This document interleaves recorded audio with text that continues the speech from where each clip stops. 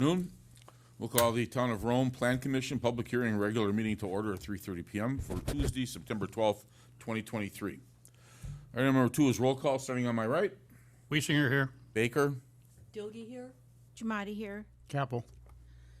Commissioner Janzik is excused, and also present are Administrator Jamie Gebbert and Town Attorney Nick Flanagan. Item number 3 is to certify the posting of the meeting. Jamie? The agenda for the September 12th, 2023 meeting was posted at the following locations on August 29th, 2023. The Rome Municipal Building at 2:29 p.m., Quick Trip at 4:50 p.m., Nakusa Port Edward State Bank at 4:56 p.m. It was emailed to the Wisconsin Rapids Tribune at 10:08 a.m. and posted to the town's website at 10:19 a.m. The legal notice was printed in the Wisconsin Rapids Daily Tribune on August 29th and September 5th. Thank you. Number 4 is to approve the agenda. Is there a motion for that? Motion to approve as presented Second. Motion by Jerry, I'm sorry? with one change. We want to Okay. address number 19. That's going to be referred to a future agenda. Which one? Number 19, table to a future agenda. The one you didn't want to participate. That's for after the first of the year with Zoning Hub. Do you want to still second that motion then, Diana? Yes. Okay. Is there any other discussion? Hearing none, then all in favor, say aye. Aye. Opposed? Motion carried. Number 5 is the citizen comment portion. No comment cards? cards. The second half of the citizen comment portion, the commission will also take comment from the public on agenda items as called by the chair, but not during the citizen comment portion. Please note that once the commission begins discussion on an agenda item, no further comment will be allowed from the public on that issue. The next section is no action contemplated except possible referral to a future agenda. Number 6, information updates, recent correspondence, current events, and announcements. Commissioners have anything to bring forward? No, I don't. No. I think Supervisor Bauerheit has some information you'd like to pass on. Bob? Supervisor, yep, thank you. Yeah, the Parks and Rec Committee wants to give you an update on our latest planning for the park. As you probably all know, the band shell is almost complete right now. They're putting in the last sidewalk today. And our plan for the pickleball courts and basketball courts is kind of a stake in the ground kind of thing right now. We have relocated them. They were on angles before, if you remember the original plan that we had for the park master plan. The reason that we've repositioned them is that the players want to play north and south so that the sun is on the side always, whether it's east or west. So we have yet decided on the final configuration of these courts. We'll probably do that on Monday at our next Parks and Rec meeting.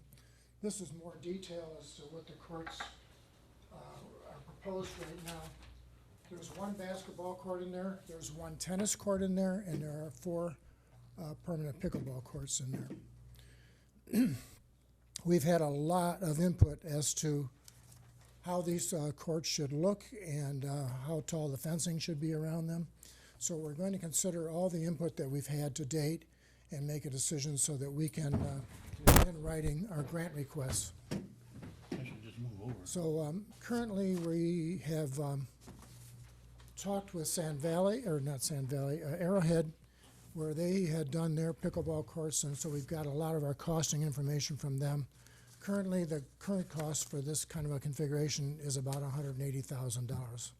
So those are the grants that we'll be writing as soon as we can figure out how we want to have the final configuration. So we'll take everyone's input into concern, and I've talked to a lot of hardcore pickleball players and basketball players and all, so we've kind of got a lot of information as to how high the fencing should be.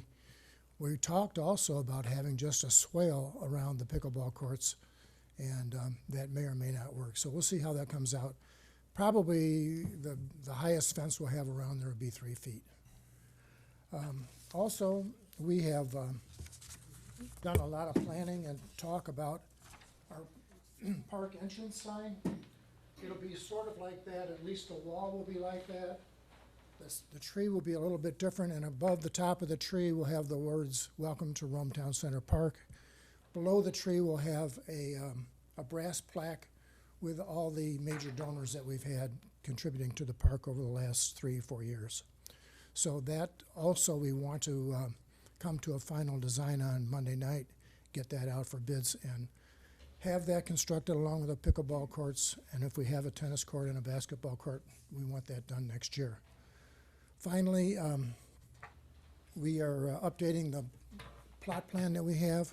We'll have the architect over there tomorrow, and they're going to redraw the plot plan so that we have our latest items on that plan shown plainly. We'll also then be able to add a final sidewalk, which will probably come from that entrance sign, which will be located on the southeast corner of Geneva Trail and Cumberland Pass. There's a little rise there. It's right near where the musical notes are right now. So from there, we'll have a walkway in towards the band shell and the pickleball courts. If you have any questions, we'll be glad to come back and answer when we make our decisions as to how we want to go, or give you an updated plot plan, but that's our current planning to date. So this was a site plan of operation that was already completed. Supervisor Barheit wanted to come back tonight because, as we've done in the past, we do have that updated site plan of operation. We wanted to have the conversation. Is this a substantial change where you want to go back through that site plan of operation piece again? We did talk before the band shell went up, that there would be courts that would be added, but as far as where they are located, fencing and the signage, that's why, a piece of why we're giving this tonight, because we would add that to a future agenda, if that was the Plan Commission's desire. Yeah, I would also add that this fall, maybe we're going to get our sprinkler system back in shape over there so that it abuts the sidewalks and all that are new, and we'll sprinkle the lawn correctly, and probably plant some grass seed, and next spring be able to finish off the nature trail, which really just is going to require some killing of the weeds that have grown over there in the last year and a half, and then we'll top it with some crushed stone of some kind. Commissioners? Did I hear you correctly? The fence would be 3 feet? As far around the pickleball court, yeah. Pickleball? If we have a tennis court and a basketball court, more than likely the fence would need to be 10 feet tall. Is that something that is admissible in that district? A 10-foot? I guess I'd have to check on that. I don't, We'd have to see about height restrictions, but I think that was another piece of having this conversation about if you wanted to see that as a part of an overall site plan. I think with the comments Jamie had made, that's why she's saying that, with it being the substantial changes to the original park plan, she's suggesting that it comes back to us for review, because it is a substantial change to the original park plan, that we should probably look at it again. Is this something that we would, if we are going to relook at it, it's something that would be like in spring or later this year? Do you know, Bob?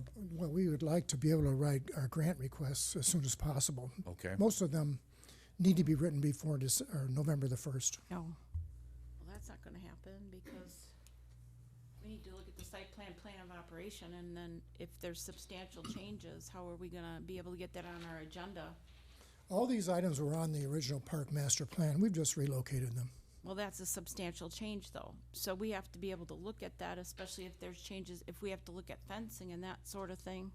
Plus, you're talking about relocating sprinkler systems. I mean, those are things we would do with other plans that have changed. Are these We're not really relocating the sprinkler system. We're just moving you're some heads relocating around so courts, that they you're sprinkle correctly now that the band shell's there. Are the courts that you're suggesting or bringing forward, are those substantially in the same footprint that it was in on the original site plan of operation, or is it totally else? There were like 4 separate courts on angles. So we just brought them together and faced them north and south is basically all we're doing. The other items on the site plan were shade structures and benches, picnic areas, things like that can be moved anywhere. But we do plan to incorporate all those same elements in the plan.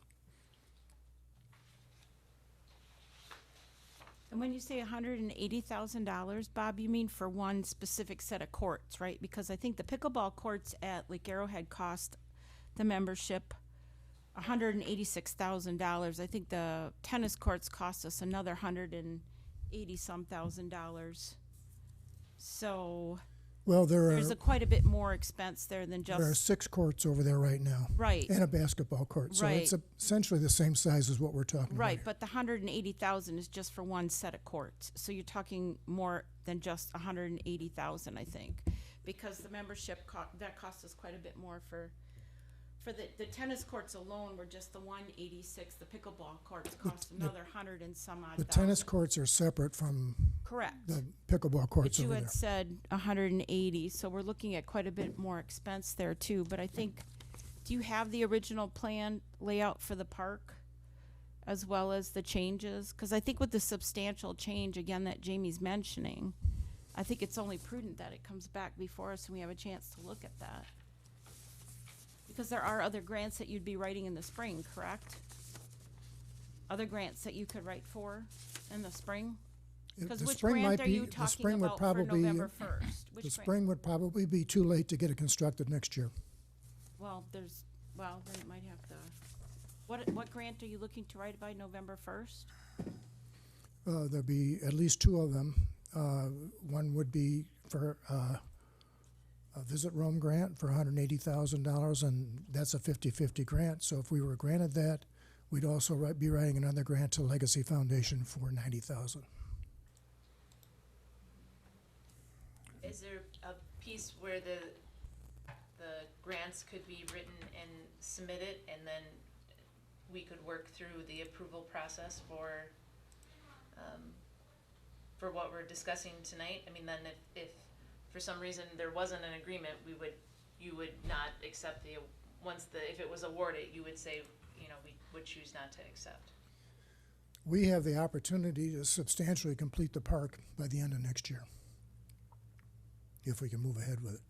I was just gonna print for the park master plan that was completed before. Just a couple copies.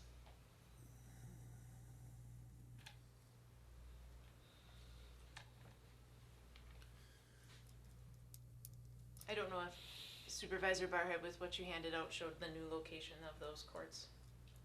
Yeah, it doesn't show the old location, it just shows the new. Okay.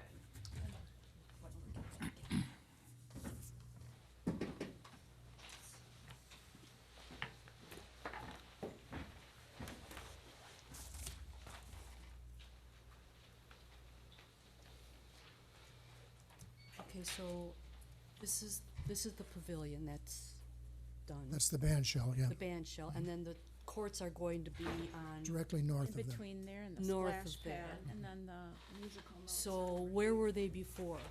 They were on a different angle. the This way original and this way, plan. but it was in the same footprint area, basically? This is a plan that they changed. This isn't the original park plan, but the original plan that was done. The original site plan that was approved by the commission? I don't know when this This- one was approved. Yeah, That is because that's the piece that went through with the band shell. I can print for what was, in the first MSA draft that we had Okay, completed, but this is the one that went through with the The bench show. the band shell approval. I recognize it. so this one is showing the four pickleball courts are here, correct? And then the 2 here, one is a basketball and one is a tennis. right. And then on this, you had the 4 pickleball courts. Am I not mistaken, though? We are only at informational updates. So is it okay for us to really be discussing this in depth?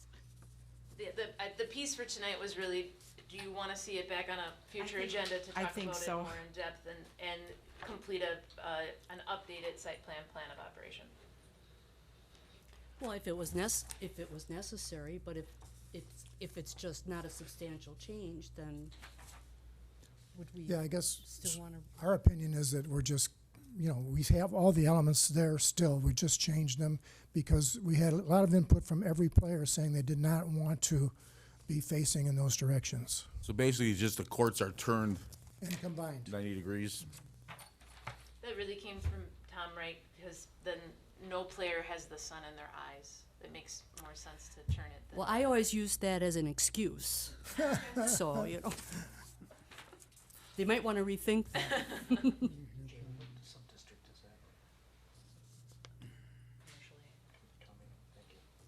Do you think that's a significant change? South down it.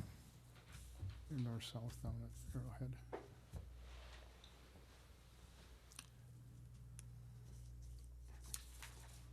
Nick, you're looking something up. I was just wondering what sub-district it's commercial A. Regardless of if you're bringing it back, there's a couple things that will likely need further review. The fence is going to be one with that's, And the regardless sign. of site plan, it's gonna need more review. The sign is going to need some review, the fence is going to need some review. That's what I'm looking at. It's not necessarily instrumental in what your decision here is for whether it's a substantial modification. Regardless of what your decision is there, we need to review those. That's what I was looking up and asking. But that would not stop them from doing their grant Well, application. we're in informational updates, and it's not on the agenda, so that's where I'm still coming from. He's You're just right, giving Diane. us We could go pictures. ahead and write the grants and get the final approval later on. Doesn't It's not stop gonna- you from writing a grant. Well, there are other things that may be going on that maybe people in other projects might be like the.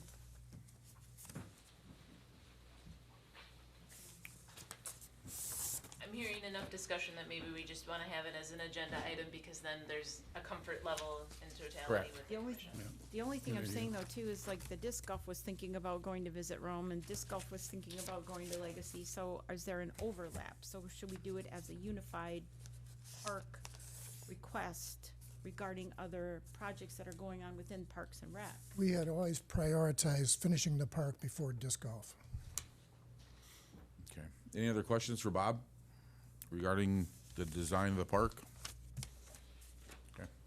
Okay, thanks for Thank your you, time. Bob. Thank you. Thank you very much. Anything else as far as informational updates, correspondence, current events, or announcements?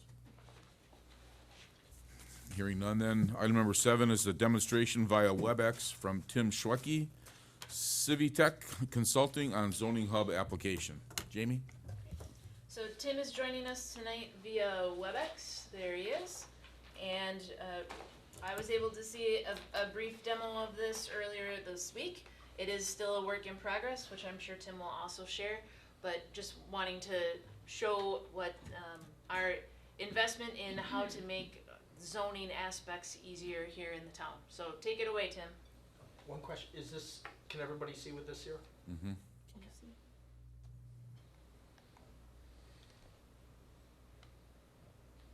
Good afternoon, everybody. Hey, Tim. Can you see my screen? Yes. Yes. Okay, good. So, as Jamie mentioned, essentially what we're doing is we're working with the town to take your existing zoning code and then putting it online in a new map-based interface, so that this is going to be a public-facing site, so that anybody can jump online when it's all done, it's all vetted and it's all, verified, so they can jump online and find the information that they need for their particular piece of property. Okay? So essentially what we're doing again is taking your code and taking bits and pieces of it and populating our tables and our pages. So it's not a complete 100% replication of your zoning code. I believe your entire zoning code is an E-code 360. So this is a supplementation of your zoning code, but again, it's intended as a summary. It's intended to be a map-based interface. And as Jamie mentioned, we're probably, 50-55% done. And what I mean by done is basically going to your code and copying and pasting the pieces of information that we need from your zoning code, putting them into our tables and pages. It's a work in progress, but we're actually moving along fairly quickly. We were able to get the map resources from the county fairly easily, so kudos to them for having that information ready and at hand. What I wanted to do is just real briefly show you the site. If you were so inclined, you could jump online and take a look at it for yourself after the meeting or over the next couple of days. And I think Jamie could send you the link to it. And again, it's basically pretty functional, but not totally done. But so this is a status update, kind of show you high-level information about some of the pages that we have, some of the functionality of the site, and kind of talk about any kind of reactions that you might have or comments, questions. So with that as background, I'll just kind of go through some of the pages. And the question is whether you can see clearly the website.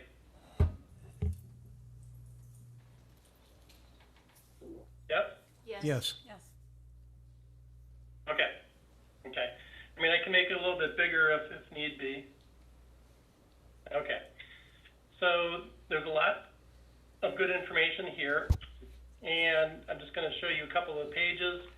So what we did was to look at your current zoning code again, and we pulled out all of the references to the different land uses that are allowed in different districts.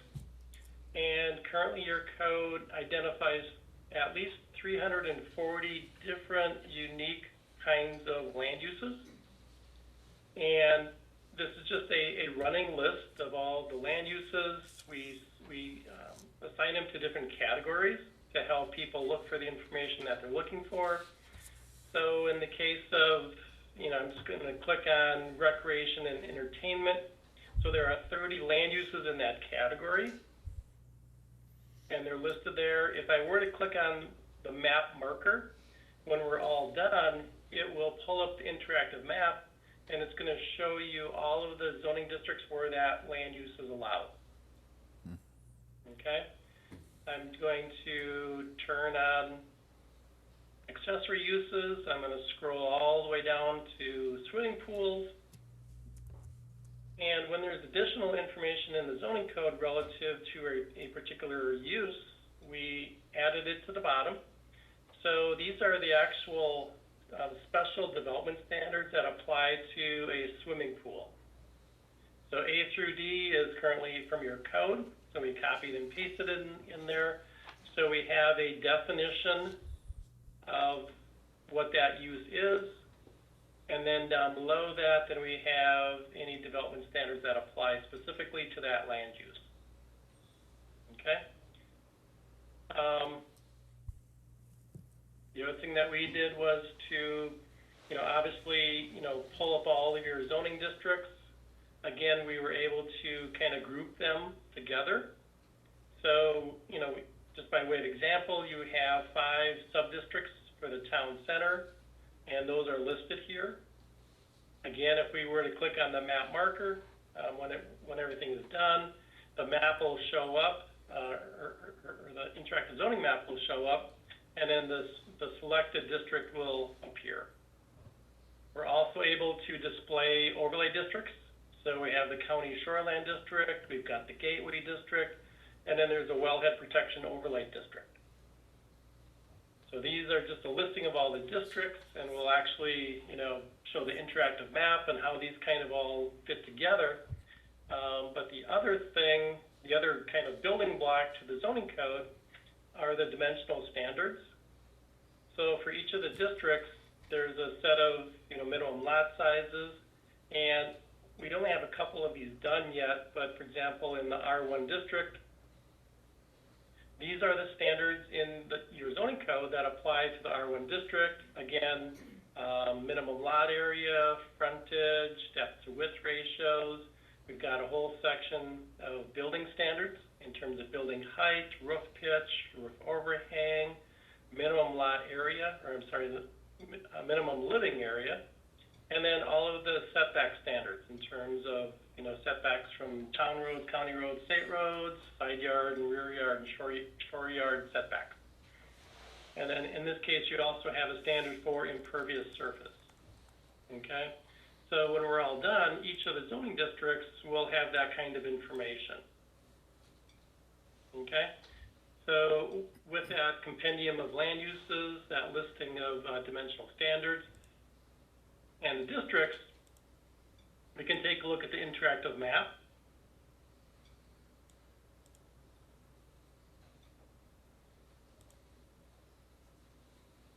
So in terms of map navigation, it's fairly simple.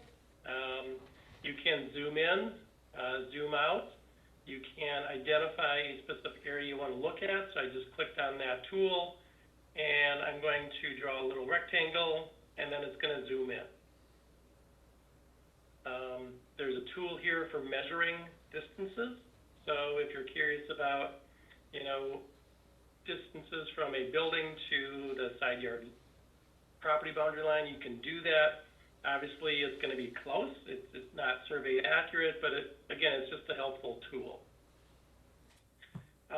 In the left-hand side, and I'm going to go back to the original extent by clicking on the home button.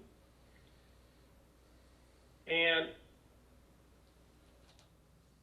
in the left menu, we have filter by district, so that if you know your zoning classification, you can simply, you know, click on the district.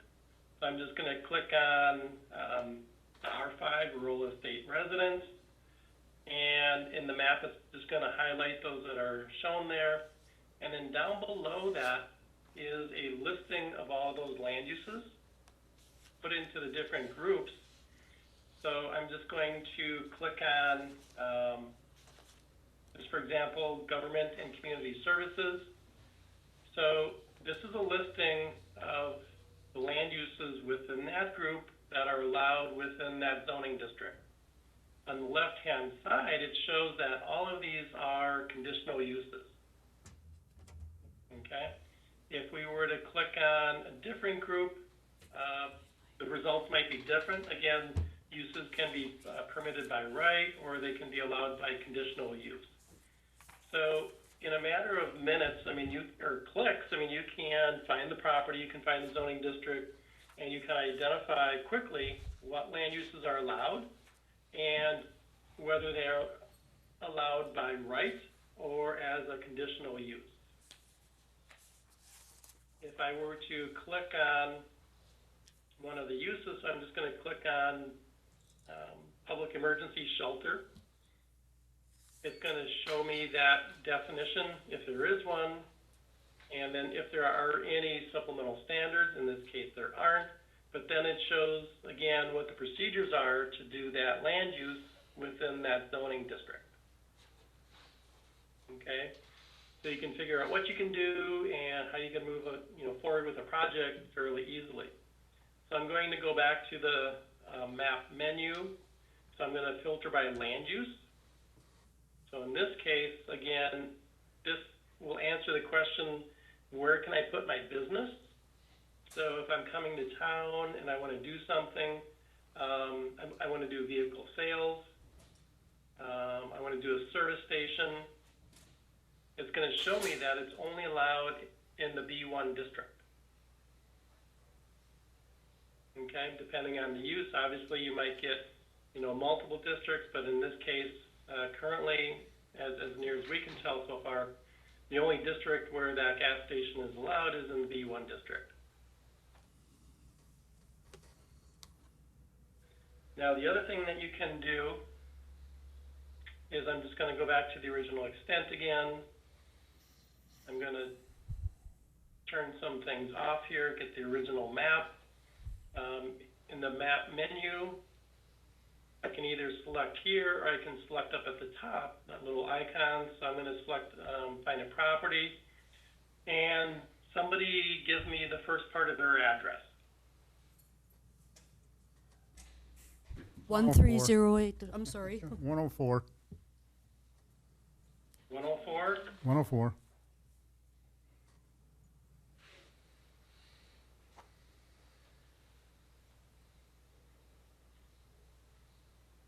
Okay, so I just typed in 104, looking for an address. And I'm not sure who offered that or if I have the right number. But you can quickly find a property. So if, I'm not sure if this is anybody's property, but I'm just gonna click it as a result. And then it's gonna show me where it's located on the map. It's showing me that the property is within the LD zoning district, it's within the shoreland area, and it's also within the lake management district. Okay?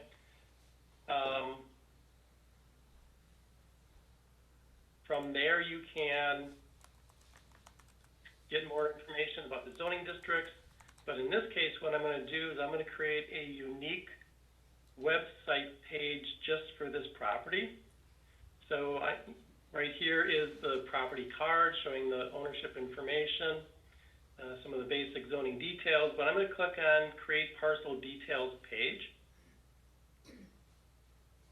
And again, what this is doing, it's creating a unique website page just for this property, so that if somebody calls a town hall, or if somebody is working with a realtor, they can create this URL, and it has curated zoning details from your zoning code that apply specifically to this property. So there's a number of accordions here. I'm going to click on Interactive Zoning Details, and it shows you what that district description or the purpose statement is. And if there were dimensional standards, they would show here. Again, minimum lot sizes and setbacks. And then the third accordion down is all the allowable land uses. Again, those uses are grouped into different categories. So I'm just going to click on accessory uses. I'm going to click on that swimming pool. So there's that definition for what the use is, and then all of those development standards that apply. And then again, taking a little bit further, to do a swimming pool on that, that particular property, all you have to do is get a zoning permit. Okay? When we're all done, we're also building a permitting module that allows staff to keep track of development applications. And if there are any applications that apply specifically to this property, then they would be shown as part of this accordion here. Okay? So there's a couple ways of creating that parcel details page. And when you get home or whatever, when you get the link, check it out for yourself. But you can, get it through the map.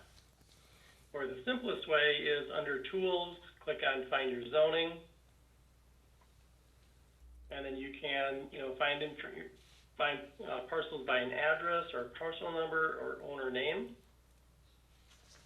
And it'll basically create the same unique URL for that property. Okay. Any questions so far? I have a question with regard to what you were just talking about, the URL. Can you re-explain that part about showing permits granted? Is there, or did I mishear what you were saying? So, On that particular Yep. parcel. So in this case, the parcel that I selected at random, it didn't have any permitting applications. But if it did, it would show there? It would show there. Right. Okay, So maybe to answer your question, we can move ahead just a little bit, and we'll go to the pending applications page, and then we'll kind of in a roundabout way get to where you're trying to go. So on your agenda tonight is an application for a conditional use. More than I one. just pulled it off the agenda. And if I clicked on the show more, is more details about, where it's located, so on and so forth. And then I'm gonna click on this icon, and here, this is gonna be creating a unique URL just for this development application. Okay? So what you're doing is, staff is creating a, permanent record for this application so that it can be tied back to the different properties within the town. Basic information about, who submitted it, what kind of application is it, where is it located, and then you can create something of a chronology. So in this case, there's a conditional use application. It goes through a process, and it's going to be heard at the meeting tonight. You can also post documents as many or as few as you want. But in this case, what I did is I just pulled off the application materials. And then I also posted the meeting agenda to this particular record. Okay? So again, the number of documents, the number of milestone events, it's going to be totally up to, staff, how much they want to post. And it's going to really depend, too, on the type of application. So there might be some applications where there's not much to, post at all. But for conditional uses, it's probably a good idea to at least, identify what was approved and when. And, you can certainly post meeting minutes if there's something of an ordinance or a resolution that's adopted approving it, that can be posted to the record as well. And again, it's, totally up to staff how much they want to post. But this is kind of a public-facing way for people to be aware of what's going on in the community. Now, when this particular application goes through the process, there's going to be a decision, and then all those, or that record will be posted on the closed applications page. And right now we have 120 different zoning permit applications that have been, reviewed. Some of them are still in progress. Again, we're on the closed applications page. If I were to click on one of the map markers, I can find out more information about that application. In the left-hand side, again, it's going to show you the details. If there's any documents, they can be posted here as well. So if we were to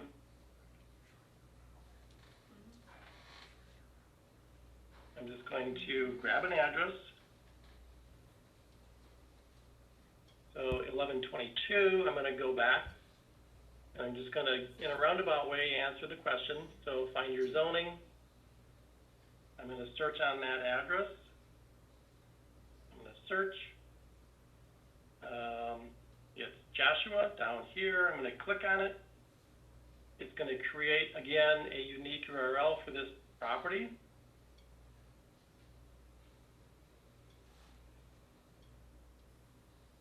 So here, because of that one posted application, we found it, and it was a zoning permit. And down below is all the details about that actual application. Again, in this case, there aren't any documents that are posted yet, but if there are, they would show up as well. So, did I answer the question? And these would only be zoning permits, not building permits. That's what Tim has loaded is our zoning permits from this current year. And it would always be Yep. just zoning, it would not be the building, correct?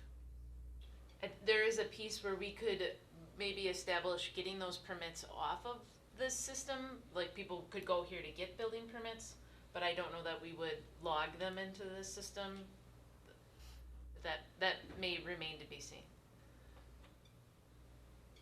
And this also is not building codes. It's not building codes, it's Just our zoning. code, yeah. Okay. So it's not gonna tell you stair width, stair height, railing distance, no. This would be setbacks on property, what's zoning allowable uses. I have Nick? a question, kind of related to this. So is it up to us then what permits, because we have a number of zoning permits, rather large number of them. So for example, fence permit, sign permit, mobile tower siting permit, is it do we then upload what we want to that system? Is it analog in that way? Like we can choose what we do, and then going forward, all the permits will be entered in automatically, or how does that work? So I think the intent is to use the permitting module going forward, and you can post whatever applications you feel are appropriate.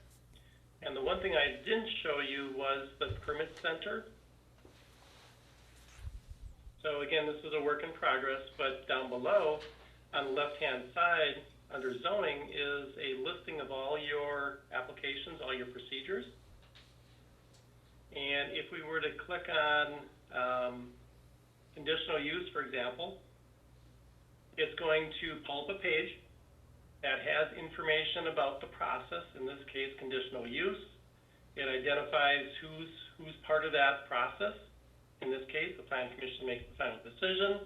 We have a simple flow chart that gives the applicant a sense for what's all involved. It also identifies the application fee. And then it also shows the meeting dates, for the next couple of months, and the submittal dates that they would have to submit by to get their application heard on that given Plan Commission date. So down below also is a copy of the permit application, and it's a PDF. They can, download it, they can fill it out, and then they can actually submit that application back online. Okay? But to answer the question again more specifically, it's basically up to the town in terms of to what extent they want to post all the applications online. But the intent obviously is to have a fairly comprehensive list of all the applications that haven't run through the process, whether it's zoning permit or conditional use or a fence permit or whatever. So it's basically meant to be a day-to-day activity. Applications are received, they're reviewed, a decision is made, and all that information is logged back into the system so that it provides a complete picture of any given parcel. So I have a follow-up question off that. That's great. The other question I'd have then would be, a number of these different applications will often have a findings of fact and may have a condition of some sort related to it, which could be very relevant for realtors or property owners themselves. Are we able to then upload that to the documents after the requisite approval would go through? Yes. Yep. Thank you. And, obviously, again, it takes, a couple minutes to, add a document, but at a very minimum, it's always good practice, obviously, to have some sort of decision document. The other thing that you can do, though, is you can actually post the person's application online. You can post, as I did in the example, meeting agendas, meeting minutes. If there are any staff reports, they can be posted as well. Those pieces are all on the back end of the program, and it's a conversation that will have to be had at town board on who's handling that back piece. Loading the information as far as the deadlines and the calendars, we just have to work through that process on getting that information in. Same thing with all of the documents. The documents right now are not fill-in forms. I did have a conversation with the building inspector. That's on the town to do, but if we can make them fill-in forms, then you wouldn't have to print them to fill them in and then scan them or take pictures of them, which is always complicated for us when people take photos and then it comes as a photo and not as a document, and so we'd like to get that next step, but that'll be on us to handle. Yeah. So we were just looking at kind of the permit center and some of the pages there. And when people have the information that they're looking for, they filled out their application. They can actually submit their application online. I'm just going to show you real quick. So we're just going to select, these are all the different procedures under the zoning category. So I'm just going to select variance. There's an application fee. Next, there's some instructions about how to proceed, contact information. And essentially what people are doing is they're actually populating the table in the back end for you. So that's really helpful.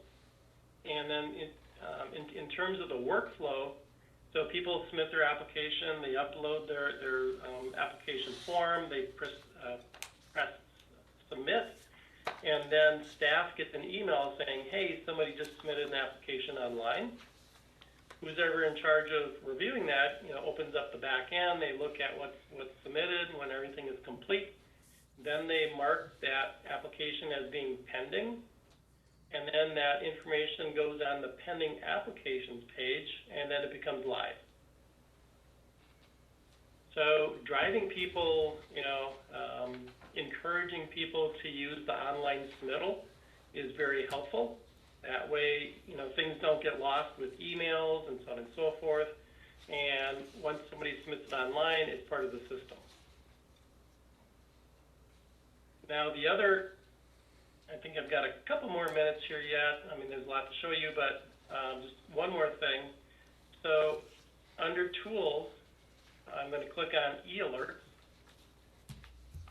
And what you can do, or anybody can do, is they can submit their email, and then they can select if they want to get all of the email alerts or just within a certain distance of their property.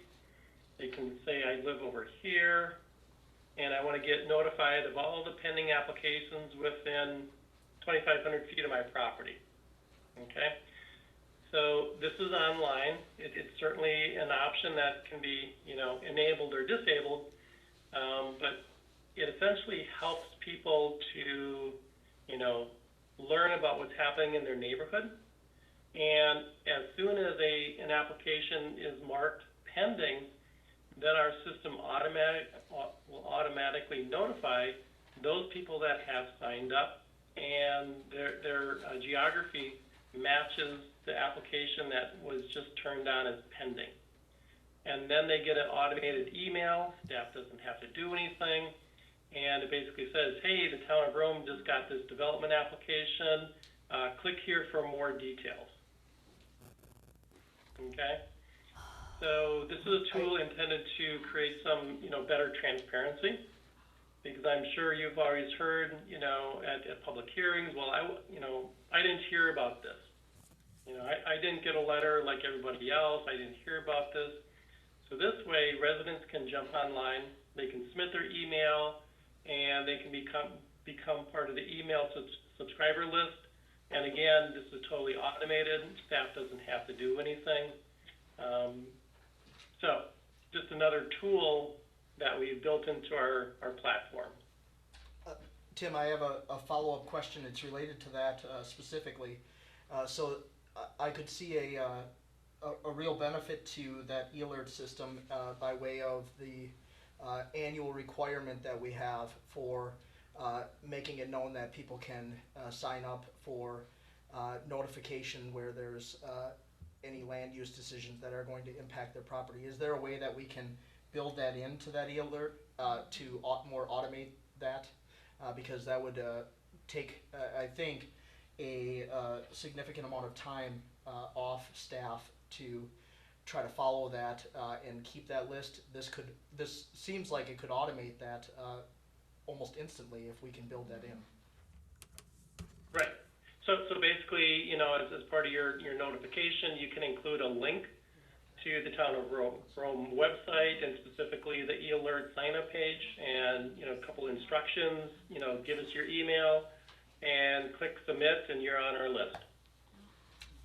And then as far as, so for example, if there was a proposed zoning or comp plan, let's say comp plan amendment that would potentially impact somebody's property, can we utilize this system to just automatically send that out to those that have requested to be added to that list?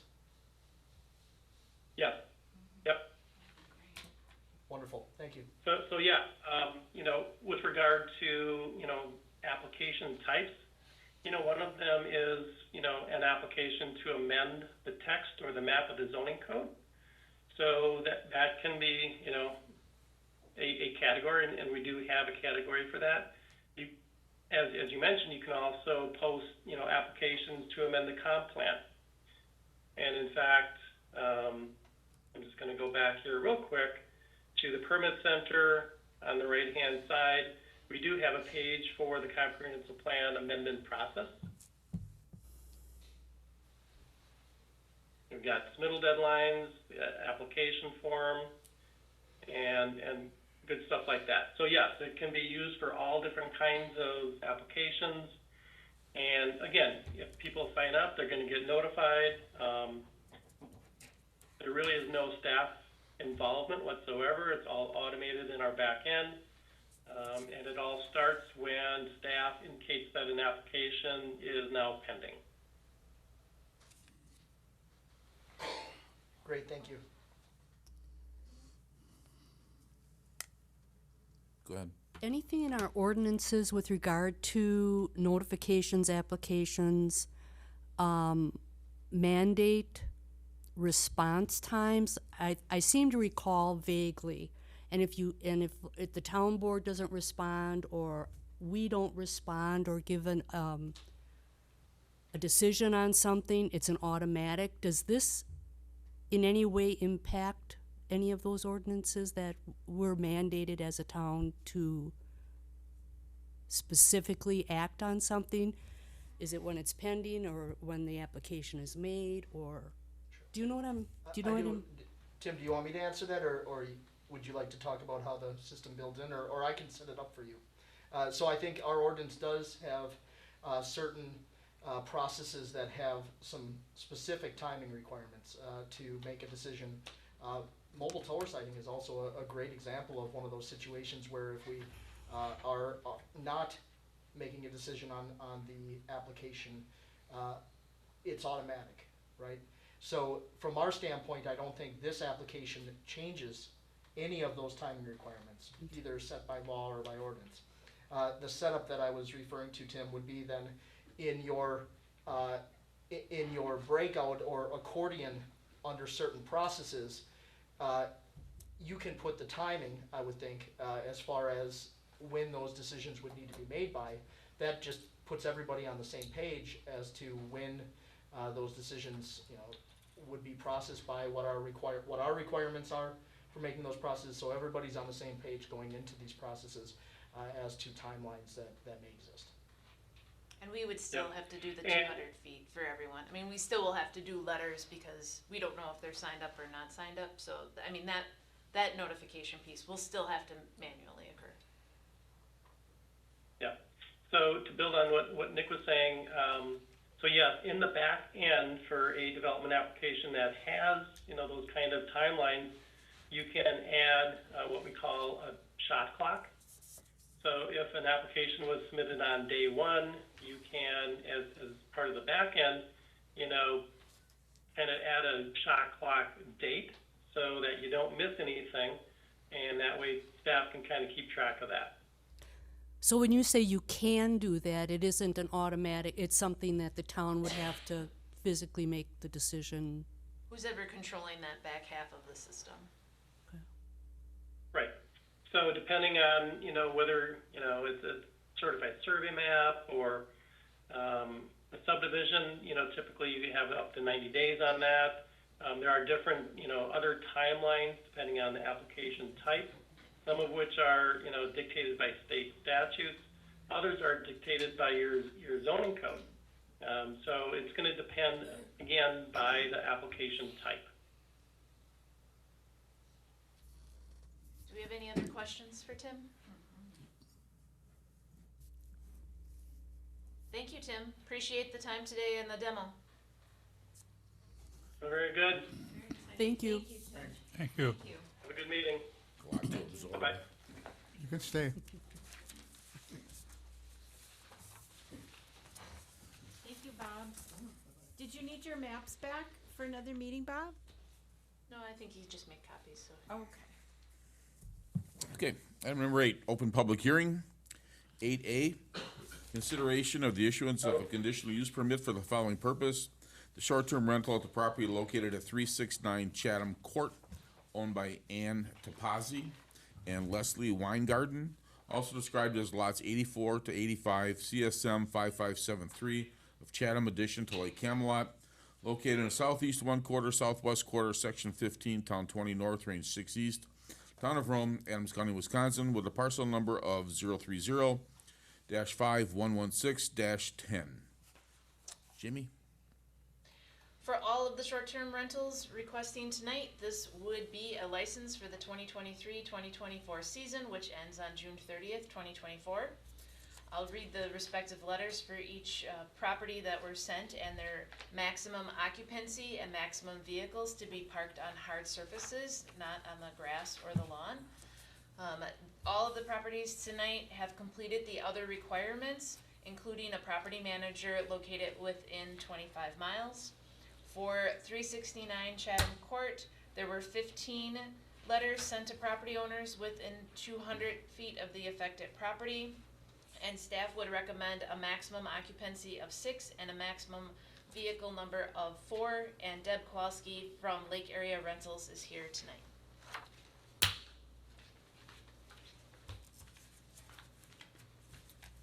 Hi, I'm Deb with Lakes Area Rentals. I'm the property manager, so I'm managing the property, and I'm real strict with renters. I talk to them all. I tell them 10 o'clock is quiet time, so we follow all the rules. Yeah, can you pull that mic down for her? How many other properties are you currently? Right now, I've only got 2. Okay.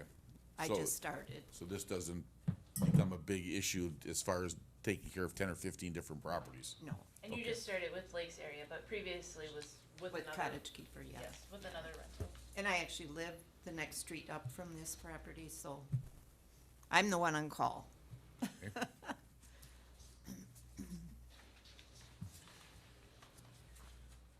Any questions from the commissioners? This is a 2-bedroom, Too bad. 2-bath. It does have a sleeper couch, though. On the applicant, on the address, or the applicant's, permit that they had filed or petitioned for the permit, they show an address of 373 Chatham, so they still live next door? They live next door. The owners live next door. They had this built just for the rental Okay. and for extra family that come.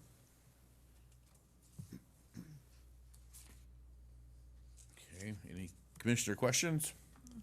Is there any questions, Nick? I just have one question on the application. The proposed term is unknown at this time. Do you have some clarity on, are you looking for an indefinite term or? Indefinite, yes. Thank you. Sir, I think you wish to speak? Yeah. You wanna come up to the podium, please? I Doug Mylan from 376 Chatham. I'm across the street from this guy. Okay, We'll have you They don't- sign in too when you're. They don't live there. I mean, they live there in summer, but in the wintertime they're going to Florida. So they're not gonna be around a whole lot. In fact, they're not even there right now. But, my complaint is, he's not been a very good neighbor. He's not very neighborly at all. You say hi to him, and just kinda gruffs at you. And I don't know what kind of clientele he's looking to get there, but my vote would be no. And Okay. I know several others that probably aren't here because they're weekenders, but the next cul-de-sac behind me, there's another one that's a VRBO supposedly, and there's one under construction right now. So that's 3 within 200 feet. And I moved up here from Janesville to get away from rental stuff, and now it's right in my front yard again. So my vote is no. Again, so can you sign in there? Is there a pen underneath there?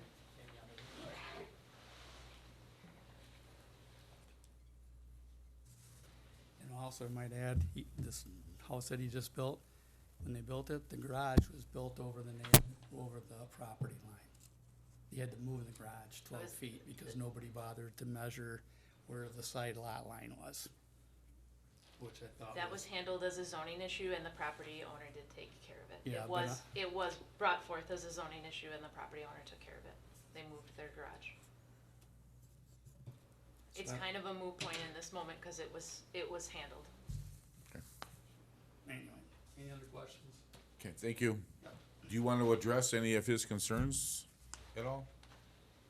I'm gonna be the one, okaying renters and stuff and watching out for it, so, you know, like I said, I'm pretty strict and And stuff. I should add something more too. I just thought of, he owns several properties. He owns 4 in a row there. He owns one on the corner down the street. Other side of Chatham, he has another double lot, and I've heard he owns another lot or two, couple streets down. So I don't know if his idea is to do VRBOs all over, but I don't want think to put a so. stop Yeah, to I don't that think if that's so. what's going on. Like, I come up here because it's a residential area, not rental. Thank you. Yep. Any other questions? Is there anybody else that has any, would like to speak from the audience? Okay, thank you. 8B, consideration of the issuance of a conditional use permit for the following purpose: the short-term rental at the property located at 455 13th Drive, owned by Lawrence and Zachary Schmidt, doing business as Pines 11 LLC, also described as Lot 28 of Tea Time addition to Lake Arrowhead, located in the northeast 1/4, southeast 1/4, section 19, town 20 north, range 6 east, town of Rome, Adams County, Wisconsin, parcel number of 030-4601. Jamie. Letters were sent to 5 property owners within 200 feet of the affected property. Staff would recommend a maximum occupancy of 8 and maximum vehicles to be parked on hard surfaces, not the lawn or the grass. Lawrence and Zachary Schmidt are here tonight to represent the property. Again, all other items read for short-term rentals apply to all short-term rentals this evening. How many vehicles? You just gave us occupancy. 4.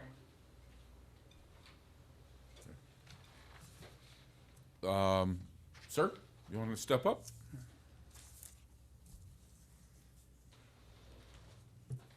My name's Zach Schmidt. I'm one of the owners. We've been coming up here since I was a little kid. We owned a property over on Sir Winston Trail, a lot, and we had a camper on it. And we wanted to get a house, so we decided to sell that and then purchase this one. And wanted to rent it out short-term to help us pay for some of the costs to have the house.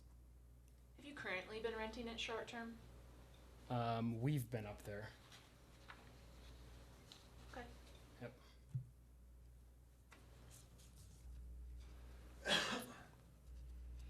Commissioners, questions?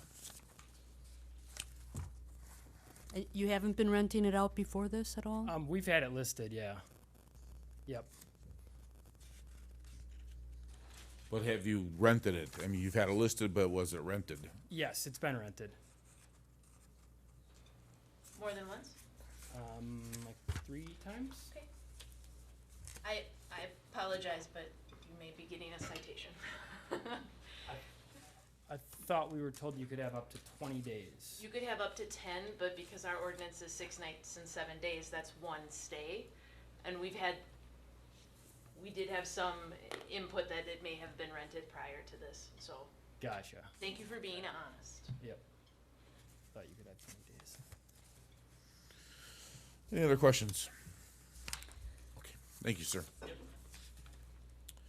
8C, consideration of the issuance of a conditional use permit for the following purpose: the short-term rental at the property located at 1725 West Wind Trail, owned by Trilobite Retreats LLC, doing business as Old Abe's Eagle Cabin, also described as Lot 49 of West Wind Shores, located in the southeast 1/4, southeast 1/4, and southwest 1/4, southeast 1/4, section 33, town 20 north, range 5 east, town of Rome, Adams County, Wisconsin, parcel number of 030-1826-848. Jamie.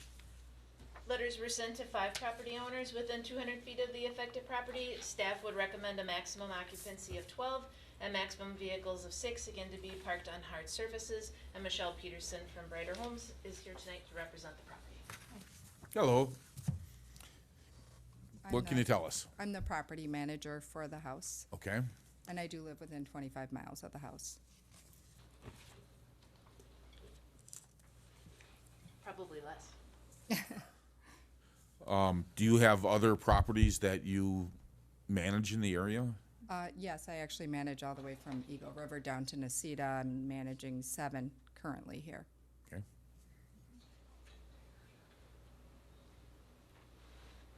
Do they advertise on VRBO or Airbnb or? They use a third-party website for their advertising. Res, what is it? Something Res. In you're saying you manage 7 properties in Rome? Yes. And those, let me just ask you this, of those 7 properties that you've had, have there been many complaints from from the renters to, I'm just looking maybe to reassure some of the people that live in the general area as to, problems or issues that you've dealt with? I think you guys need to keep in mind, like, our average rental price in Rome is $450 a night. People are coming to golf at Sand Valley. They're coming in their Porsches, and they're not coming to party, and it's not like people coming out of inner city Milwaukee for a rave party. I mean, these are families coming. My tenants that I've had have just all been spectacular. I actually have more issues with my full-time owner neighbor with his parties and stuff versus somebody just coming up. So I don't think it's fair to say, because they're coming and renting short-term that makes them problematic by any means. Again, they're coming up to play a $500 round of golf. It's not like a lot of townspeople make it out, that it's just all party and stuff. We have town ordinances that the renters have to follow, just like somebody that owns the home. And just like somebody that might be renting for a 30-day stay versus a 25-day stay. The rules, they're not a problem. And I've even talked to my neighbors, and they said, no, we've never had issues. So I don't know if the town is getting a lot of complaints other than people speculating that it's going to be a complaint, or is there actual complaints? And if so, those are ordinance issues that, if somebody is having a party, then they need a ticket for a noise ordinance, just like a homeowner would need it. Okay, thank you. Any other questions from commissioners? Is this a five-bedroom home? It's huge, yes, and they're gonna be 3 adding bath? another bedroom in the basement, a 4th bathroom. It's a very large house. It was hard to see from the road because Yeah, no, it's a very nice house, and the owners, he's a doctor. They're spectacular to work with, and I don't foresee any issues at all. Oh, that's right. This is the Las Vegas. Yeah, Okay. yeah, very nice couple. And they're also using it for their vacation home. Okay. Is there anyone in the audience that would like to speak regarding this property? Okay, thank you. Thank you. 8D, consideration of the issuance of a conditional use permit for the following purpose. The short-term rental at the property located at 273 Penhurst Way, owned by ARAK Properties LLC, also described as Lot 41 of Ramsgate addition to Lake Camelot, located in the southwest 1/4, southeast 1/4, section 10, town 20 north, range 6 east, town of Rome, Adams County, Wisconsin, parcel number of 030-6099. Jamie. Letters were sent to 12 property owners within 200 feet of the affected property. Staff would recommend a max occupancy of 8 and a max vehicles of 4 to be parked on hard surfaces, not the lawn or grass. And Jeff Etham is here tonight to represent the property. Hello. Welcome. Thank you. I am gonna be the boots on the ground for this, this rental for her.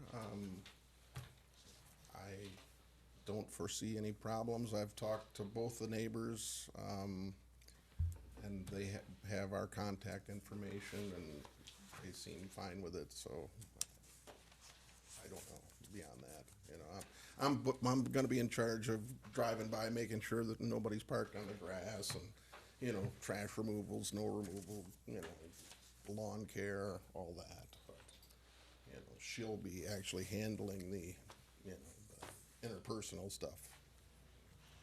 And And Jeff, you live within 25 miles? Yes, I live in Rapids.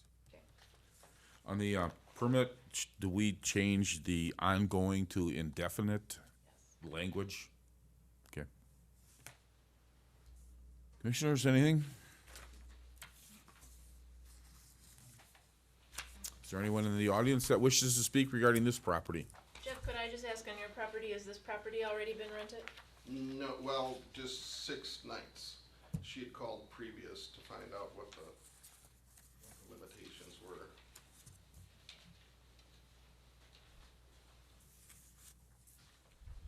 Okay. 8E, consideration of the issuance of a conditional use permit for the following purpose. The short-term rental at the property located at 1403 Rapids Trail, owned by Michael Bisrom, also described as Lot 11 of Shimmering Waters addition to Lake Arrowhead, located in the northeast one quarter, section 13, town 20 north, range 5 east, town of Rome, Adams County, Wisconsin, with a parcel number of 030-4314. Jamie? So this property had already been licensed as a short-term rental, but there wasn't the best house plans that were provided for the basement, and so it is returning tonight for an increase to occupancy. It was previously licensed for a maximum of 4. For this license year, tonight what staff would be recommending is a maximum of 8 and still maximum of 4 vehicles to be parked on hard surfaces. Letters were sent again to 8 property owners within 200 feet of the affected property. And is there someone here tonight to represent? Okay, you wanna come on up to the mic? So this would be an increase in occupancy number. Yeah, my name's Michael Bisram. I've owned a place for 20 odd years, so what my plan is I'll still be up there, probably using it once a month, and then I'll be renting it out, 3 weeks out of each month. So that's kind of what I had planned so far. So this is all new to me, so I've rented it out, I think, 3 to 4 times. Everything's gone well so far. I'm using Vacasa. That's a local company up here to handle everything for me, but I'll be there, keeping an eye on it at least once a month, that I'll be using it personally, and it's my home, and I definitely will keep it in good condition. On the prior conditional use permit, do you know what the additional conditions may have been at that time? There weren't additional None? conditions, no. Not other than occupancy and, The normal? yeah. Okay. So what changed to allow the additional occupancy? Clear plans of what was in the basement, and there is an egress window in the basement that would allow for additional occupancy. Okay. Commissioners, any questions? Is there anyone in the audience that would like to speak to this conditional use permit request? Okay, thank you, sir. Sure. And please stay for signature when it gets to the action item. Okay.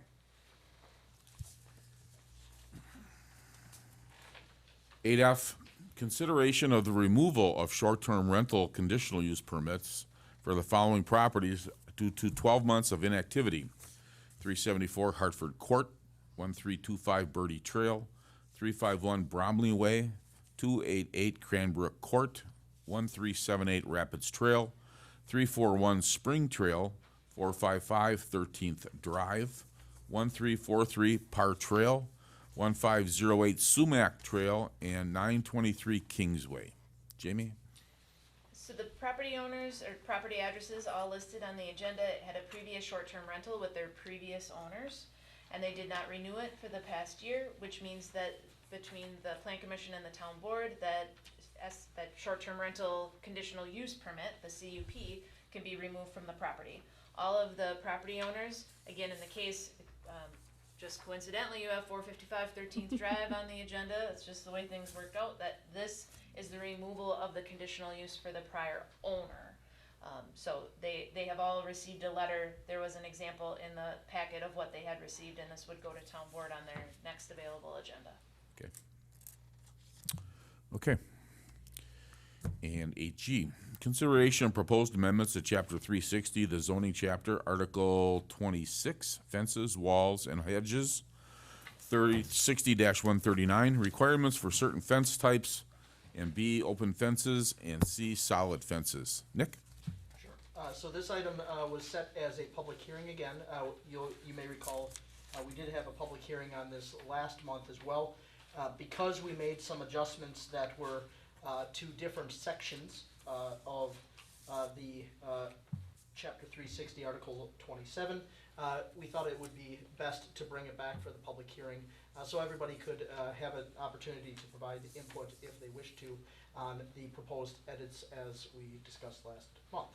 So as you may recall, last month we had a conversation surrounding adjusting the security fences section of our fence code to allow for security fences in R4 and R5 districts. After discussion last month, there were some concerns with the security fence ability to have the barbed wire. After further discussion, the decision was to recommend proposed language added to open fences and solid fences to allow for an 8-foot high fence in each of those categories for the R4 and R5 districts. So you'll see in 360-139 under open fences and solid fences, now you'll see proposed language that does allow for those fence heights in those districts to be adjusted up to the 8 feet in R4 and R5. Commissioners, does anybody have any questions regarding this? I do. Please go ahead. Oh, go ahead. Go ahead. Oh, I Lori. did have one. Oh, you, I'm No. good. Oh. Go ahead. okay, with regard to security fences, I still have a question with regard to, it states all non-residential districts. Does the LA district still fall within that parameter? Lake Amenity District? I should have answered this last month. I remember you asked it and we didn't go down that path. I think it lied in the section, just if you give me Sure. just a moment. Time's up. Yeah, you caught that, yeah. She's, yeah.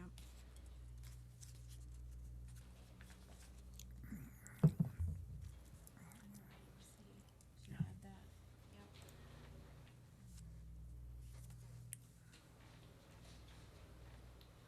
Non-residential. So I would say it doesn't include because the purpose of LA states non-residential uses ancillary to the uses of LD district are permitted.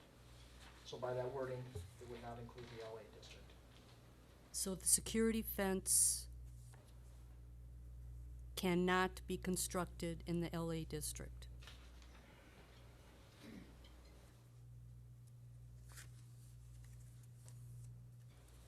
I didn't all read with the way In all it's worded. non-residential, it would be See that? permitted. So a security fence can go in the LA district. LA, by that wording, yes. Okay. I have a problem with that. Yeah, I thought we discussed that at length last month. We didn't discuss the LA piece. It was brought up as a question. Okay. And it wasn't answered, but that's the answer, is that the purpose of LA states non-residential uses. So a security fence can go in a LA district. Okay. By this wording, it doesn't mean that you can't make a recommendation once we get to the agenda item. Okay. That makes an adjustment to that, but, yeah. Does that answer your Yep. question as far as this? Thank you. You're Yep. welcome.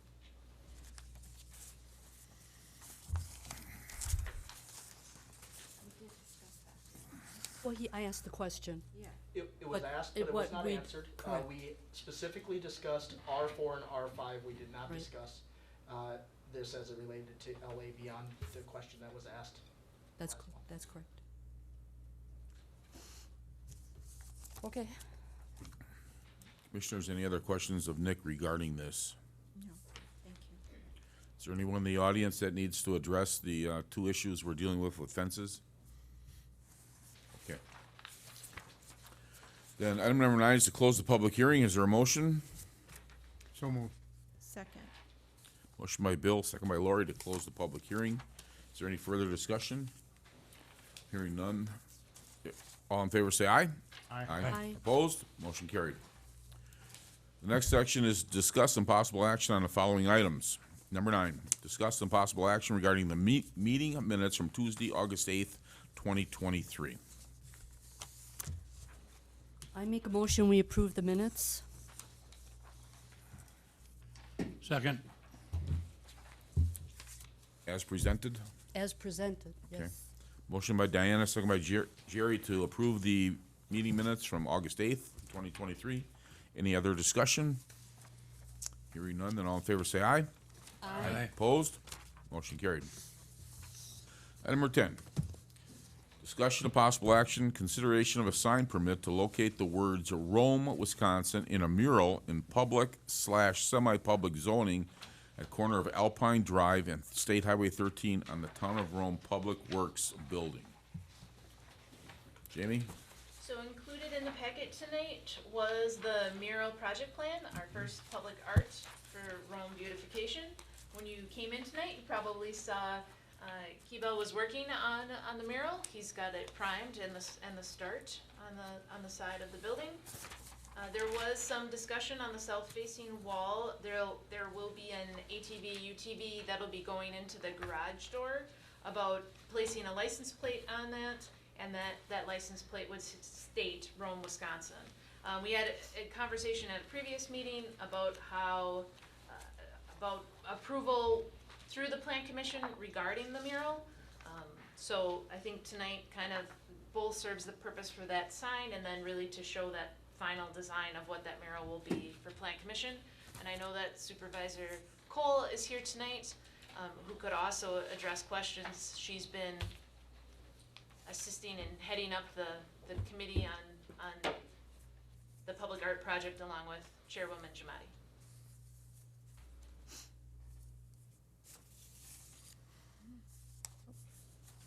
Just the one question I have on the south-facing wall was, that's where the garage door is, correct? Correct. When you're So coming into the parking lot. this will obviously be kind of condensed versus spread out the way it shows on the picture?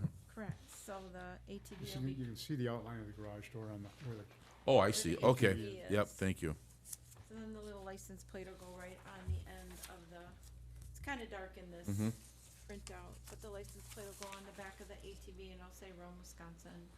So because it makes it now a sign, it needs to come back for approval Okay, because of the Rome, Wisconsin.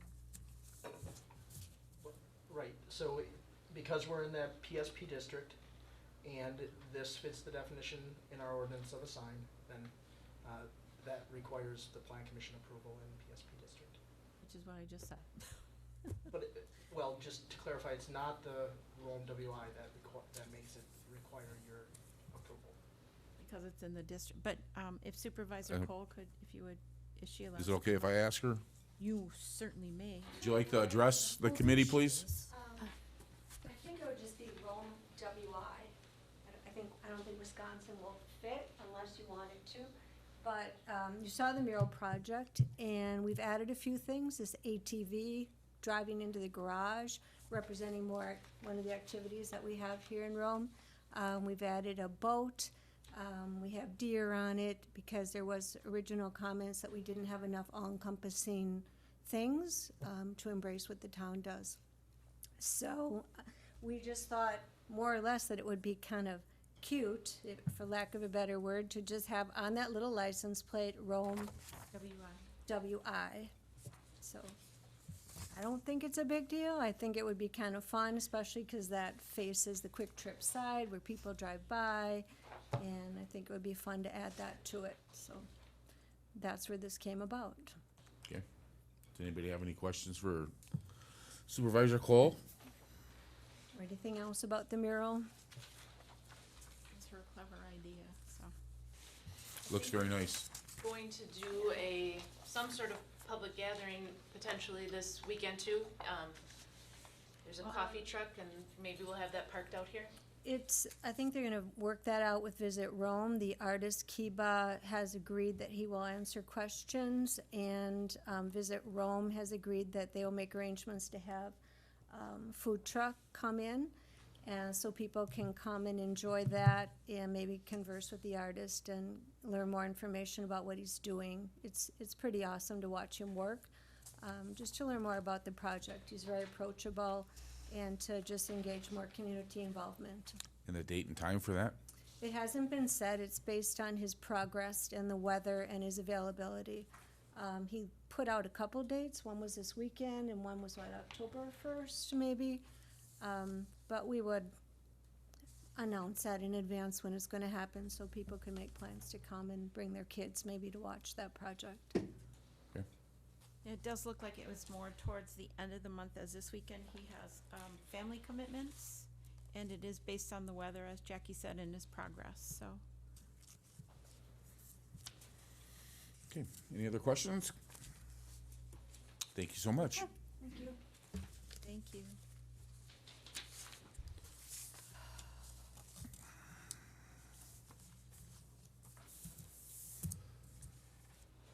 So, does somebody want to make a motion to approve the sign for the back of the UTV that's going into the garage for the mural? It's just approving the sign. It's that Rome WI doesn't, that's not the reason you're Okay. considering it. So you'd be approving the sign for, as I'll requested. move The- the, cause, Oh, the sign is the entire mural, is that what we're saying? No, The sign is just Rome. lettering, just lettering. Just the lettering Rome was Okay. WI. All right. A sign, by our definition, I'm glad it's being asked because Okay. it's important. A sign, the relevant pieces for this consideration is any identification, illustration, which is visible from any public place, or any painting designed to identify or convey information. So again, this fits the definition of a sign, I think, from a number of different aspects, not just the license plate that's being requested. We have had a couple different situations that I'm definitely not trying to be argumentative with making that distinction, but we have had instances in the past where art has been attempted to distinguish between that and a sign, and I want to make sure that we're consistent with how we approach that. And I think by our definition, this would be considered a sign, and therefore would be required to have plan commission approval in this district. You're saying the mural requires a sign permit, not just the lettering on there. I think, yes, from a couple different aspects, it does require, yes.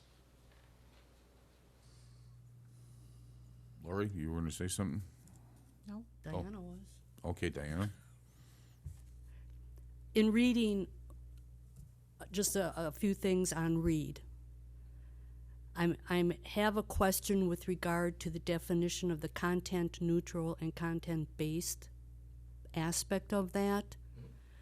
And if it's content neutral, which would, in my estimation, be the mural, we wouldn't have an issue with regard to Reed, or There's no issue with regard to Reed. None? It's why I'm taking the position I am. okay? We're not approving the Rome WI. We're not looking at the content of the message. The mural is fine under Reed. And the Rome WI inclusive of that. You're not approving or disapproving it based off of what is on that license plate. Okay, You should be and are taking a content neutral approach to consideration of this sign.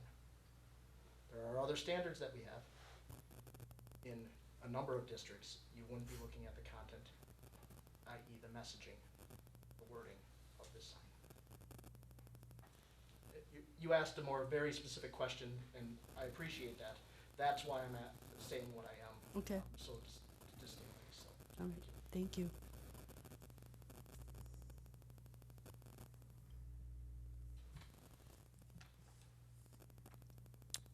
Well, then I'll make the motion to permit the, I think you have a motion. I'm I sorry. didn't even get the words out. I only got to consideration of, And and then then I- it started all over again, then so I go inter- ahead. Please, go ahead. Sir. Go ahead. Consideration of a sign permit to locate the words Rome WI in a mural in public/semi-public zoning at corner of Alpine Drive and State Highway 13 on the Town of Rome Public Works Building. Are you Making I a motion moved. to consider? You want to make a motion to approve? I made a motion for the consideration of, as it's worded on the agenda item. Cause it has to, I believe, go to town board next. Mm. Does it not? It says move No, consideration of. you wouldn't need town board approval. It does not need town board. Just plan commission. All right, so then I'll move for the approval of. I was just reading it off the agenda. I'll second it. Any further discussion? Hearing none, then all in favor say aye. Aye. Aye. Opposed? Aye. So there's 4 ayes and you Diane dissented. Okay. Item number 11. Discussion of possible referral to a future agenda, consideration of commercial A Rome Town Center accessory buildings. This item is from last agenda. As noted in the minutes, we wanted the Plan Commission to bring forth thoughts and recommendations on how this ordinance could be amended. So, noted in the the zoning administrator report was the minutes from last time with that potential recommendation, so we would just be looking to collect that information. And I do believe there are some additional folks in the audience tonight that may want to speak on this agenda item. Okay.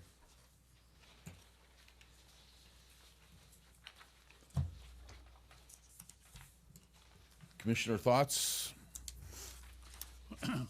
Personally, I think we ought to approve accessory buildings in that district. If they require, permitted in the other districts in the town center. But I would say we should require that the accessory building be no more than 50% of the size of the primary building. How much? I'm sorry. 50%. 50%? 15 or 50? 50. 5-0. Okay. The other districts, they just do not refer to the size other than total impervious area cannot be over 65%. But I think we need to put a restriction on so the accessory building doesn't become as large as the primary.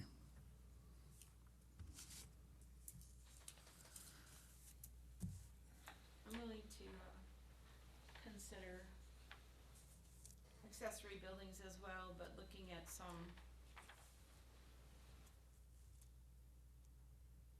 a size differentiation like Jerry has suggested as well.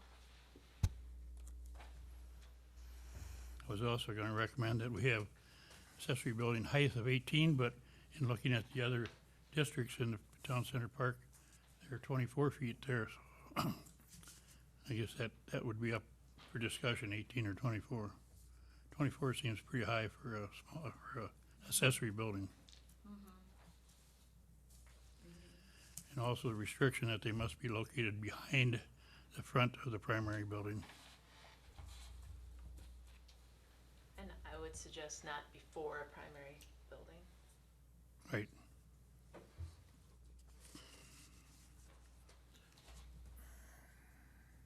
So Jerry, please give us that list again. So you said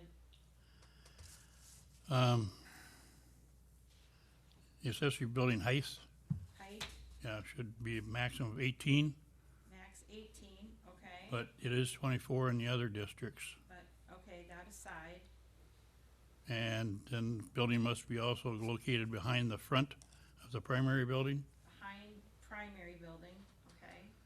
behind the front of the primary building. And should not be located, the primary building is not allowed until, the accessory building is not allowed until the primary building is built. Okay. Until primary is built. Accessory buildings should also have the same architectural standards as the primary building. Same architectural standards, okay? Those are all good starting points. And you had a 50 size, you had. 50%, And only one would be allowed? right. One, that's good starting, that's good.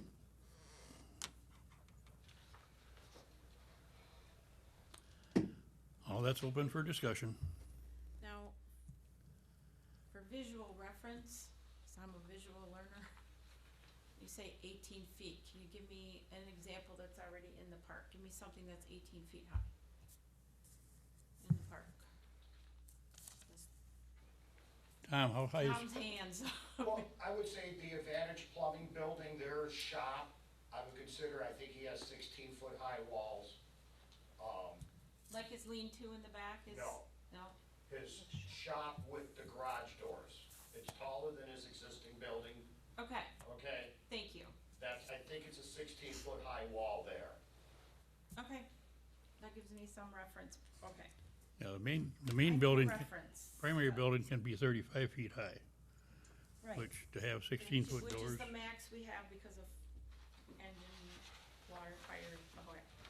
Behind the primary, front of the primary, okay. You have to look on anything else on this list here that.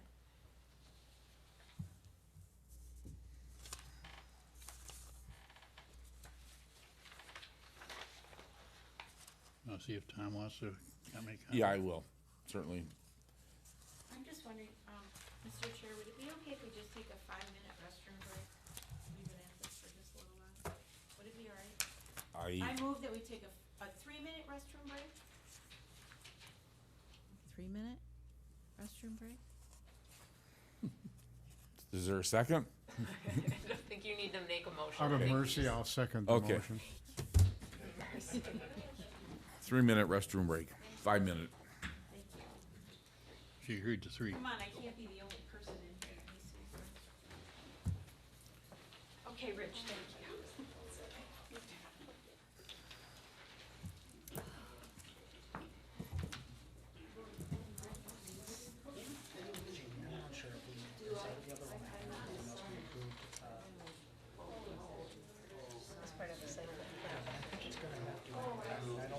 I know the situation would be like this isn't a substantial. That would be a substantial. I feel like that's probably. Oh, Jeff, you can't go. You have to, oh, you can go to the bathroom, sorry.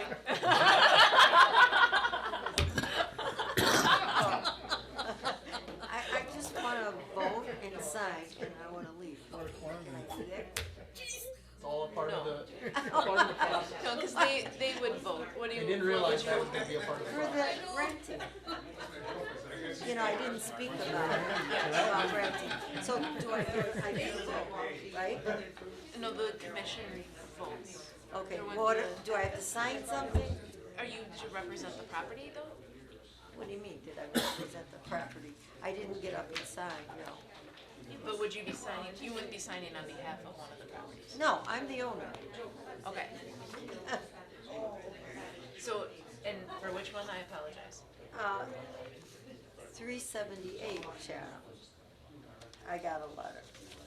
I'm the owner of 378. Yes, but you got a letter because you're 200 feet from this property. Right. Yes. So, no, the property owner would sign on behalf with the conditional use. Okay, so I have nothing to do, I can leave. If you would like, yes. Okay. Yes. I don't have to sign anything, I don't have. No. Okay. No. You should keep this just for future reference. So it doesn't matter if I don't want it rented? That's not a condition, that's not a condition that can be placed as part of a conditional use. Only measurable conditions can be placed. Okay, all right. So we get a letter, but we don't get a vote. There, no, the plan commission takes the actual vote. All right. I apologize for the confusion. Okay. When I was going back in uni, read, I didn't necessarily read, I was reading all of the, like the New York Times articles and everything else like that. And I was getting more and more confused as to whether what we are doing could potentially create other people from coming forward and wanting to do the exact same thing. And that's where my concern was. And I was getting confused when I was reading this thing. It's like I have no idea. I don't know how that's gonna work. And then I'm finding things with regard to a government entity like ourselves, we don't necessarily have a First Amendment right in and of ourselves. It was just getting confused. I'm gonna take copies of this. I put this one on here.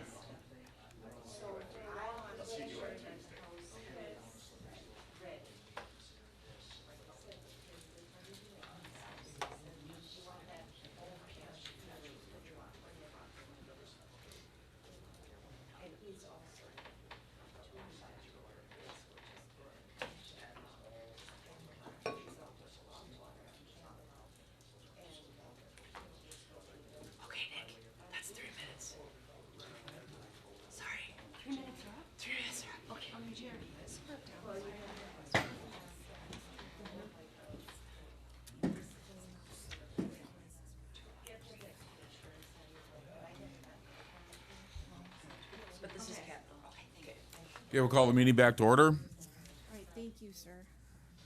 So, I have one question though on the proposals by Supervisor, or Commissioner, Wiesinger.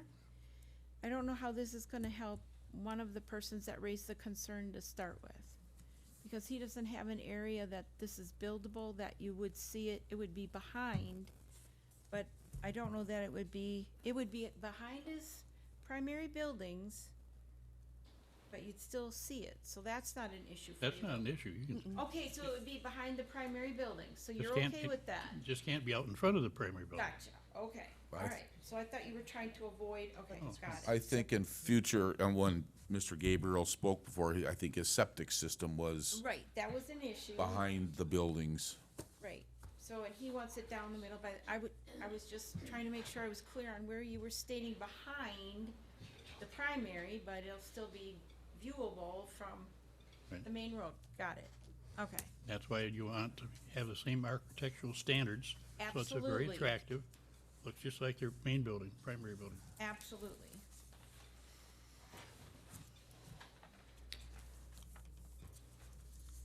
Okay, other discussion before we open it up? Anybody has anything to add, or? I'm gonna call in the audience.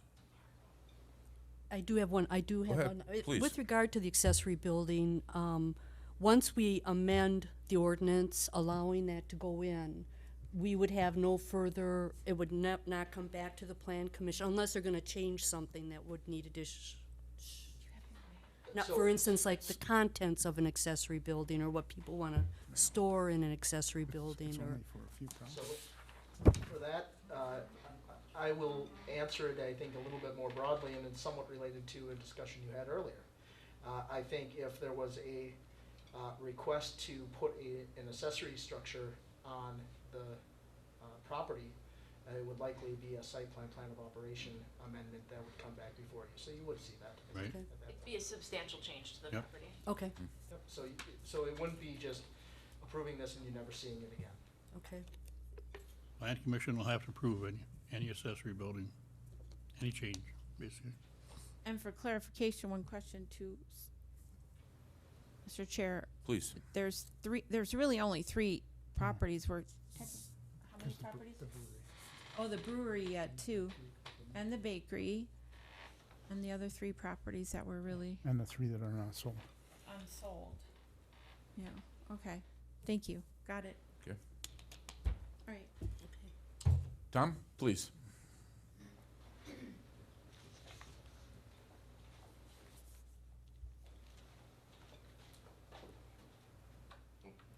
He's Tom, got it Tom Gabriel, 1032 East Queensway. As for Jerry's comments, I agree with him almost 99%. I think what you're proposing is pretty realistic. Anything is better than what we have now. Maybe the 50, go to 54 or 55%, because I just did some quick math, you know.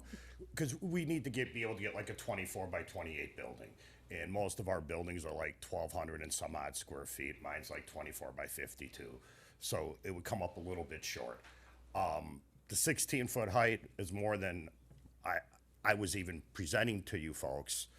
As for your question about coming back to you, yes, all of these garages should have to meet the roof pitch, architectural standards set forth in Commercial A. They should come to you on a survey showing you lot lines, showing you septic systems, showing you existing structures, showing the Plan Commission everything they need to see to make an informed decision. I think some of that confusion's coming in that the Plan Commission is not receiving a full packet of a construction project. For the Plan Commission to make an accurate decision, they have to see full blueprints, full surveys, showing you members exactly everything that you can look at night when you're watching your TV. I've looked through some of these packets that you guys, that come through. No. Scribble on a sheet of paper with some cutouts from a magazine, no, that's not gonna jive. I would hope that anything that comes before you now, you will see colors in front of you, not on a brochure, actual samples of bricks, actual samples, so you know what Just like I brought to you when I proposed my wife's building. We had a nice little board. I showed you exactly what it was gonna look like. And when it was completed, I think I've did that. Besides that, I think we're making headway. I think that Jerry realizes that some of us do need to keep equipment to maintain these properties that you want to look nice. It has become a hassle for all of us to bring snow blowers, riding lawnmowers, wheelbarrows, and everything from our homes to that. On the flip side, no, I don't think we should be able to build a garage and use it for personal storage either. I mean, it's in a business park. It should be business-related items. You know, would we ever put something personal in them? Yeah, maybe for a short period of time as we are changing over, but I don't think these garages should be allowed just to be packed full with all of your personal stuff that you want to empty out your garage from. So I agree with you guys on that aspect of it too. Yeah, I wanted to restrict the size down, so being realistic, and not having great big storage buildings. No, you restricted the size down, but you let us go high as heck. I mean, because none of our buildings in commercial A, except for Are 18 feet? except for Advantage Plumbing, are really that high. I mean, most of us have built with 9-foot walls. Right. I would not be coming before you with a 16-foot tall garage. I'd be coming before you with a 9-foot tall wall on a garage to make it look similar to the. Yeah, but overall height's still gonna be 13, 14 feet. Well, yeah, I thought you meant wall. No. Overall height. Overall was 18 is what I was recommending. Okay, which would be probably, 10-foot walls.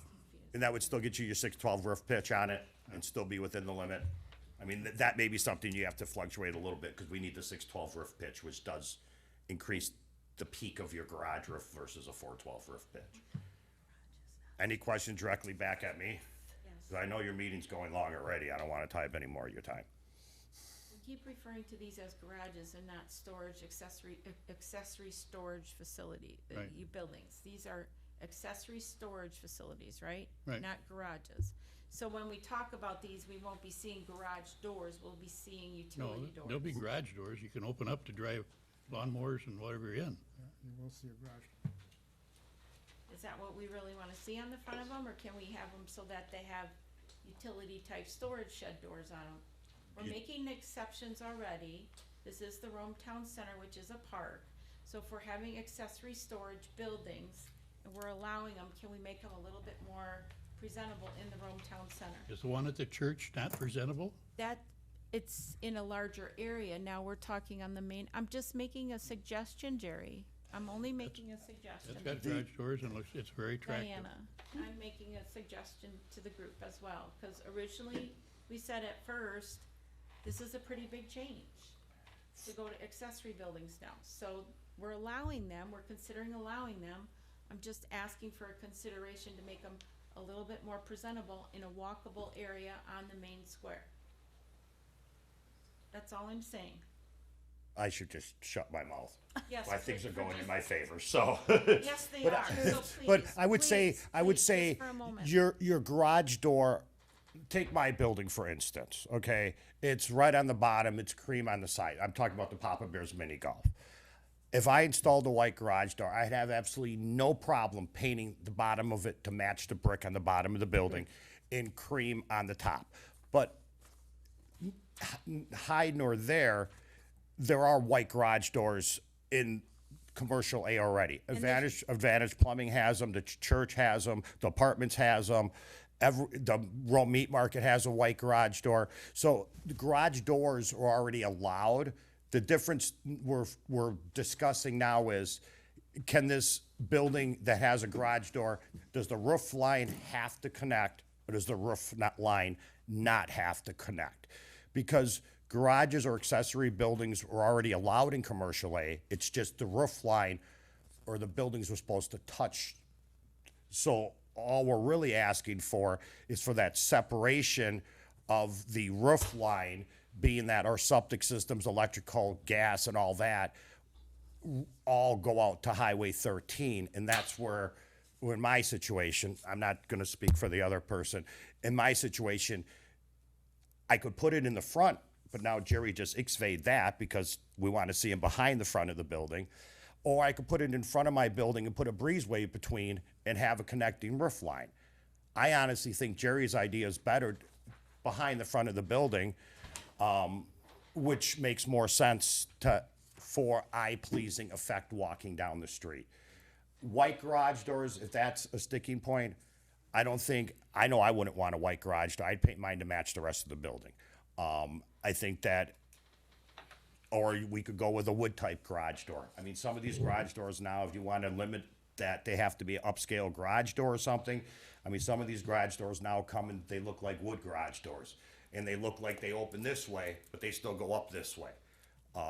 If you want to attach something like that to it, that we just don't want to see a plain white garage doors from the road, that's fine, but then there's other garage doors that have to be corrected in commercial A already that are plain white that face the road. That's just opening up a whole new can of worms. Yeah, well, what I'll say, excuse me just a moment, Mr. Chair, what I'll say about the buildings that aren't in compliance, unfortunately, we can't go backwards, but we could hopefully fix those in the future. But saying that somebody screwed up before and we didn't take care of it, it's not an excuse to keep moving forward with the same mistakes. But with that being said, I'm just simply saying that we're making an allowance. We're going to change our zoning in the park, or our restrictions in the park. So I was simply saying, is this something we may want to consider for the look that we were going for when the original Rome Town Center was changed, when you folks worked on it? That's all I was simply saying. Okay. Thank you. Yes, sir. Rich LeCount. I'm with the bakery, 1158 Snow Pass. I agree with Tom. We're restricted on our storage, that type of thing. My question is, behind the building, address side? My address is 1158 Snow Pass, so it's on the side. So that would put my garage basically where my dumpsters are. I'd have to refer that to our attorney. He's on a corner lot. Yeah, I don't. Yes. Well, you got the highway frontage behind you too, but your address is on Matterhorn. My address is Matterhorn, and I assume with your statement, Jerry, that would be at the back of my parking lot. Right. That would be behind the front of my building. Right. My front, I consider Matterhorn, not Highway 13. So it would have to be your address street, probably. That would be Snow Pass. behind typically where my dumpsters are located at this point, I believe so. which would be so. fine with All me it- because all- it drops off on the other side. All I was suggesting is behind the front of the building. That doesn't mean you have to put it behind the building, but it can't be out closer to the street than what your building is. Correct. I understand that, So yeah. it could be beside your building. It just would have to be pushed back from the front. So you could go could more go- towards, you've got lots of space between you and Geneva. Right. But you couldn't have it level with your building. It would have to still be pushed back. Right, Yeah. yeah, more where the dumpsters are Yes. at this point. Yeah, but could still go a little to the west if you needed to go to the west. My other concern is talking about accessories and the door that you're talking about putting on. My wife does deliveries for weddings, that type of stuff, and in the winter, if I can get the car in there for her to load and everything, which would be nice to have a garage door and not just some type of other door that she's gonna have trouble accessing. So, as far as the size and everything, I agree with Jerry there, we can work with that. It would not be my intention to limit the doors to eliminate overhead doors. Overhead doors should be allowed. Correct. Thank you. Nick? I just was looking for some clarification then, because what I'm hearing is not necessarily behind the front of the building as much as it can't be more towards the road than the front of the primary building. That's what I last heard.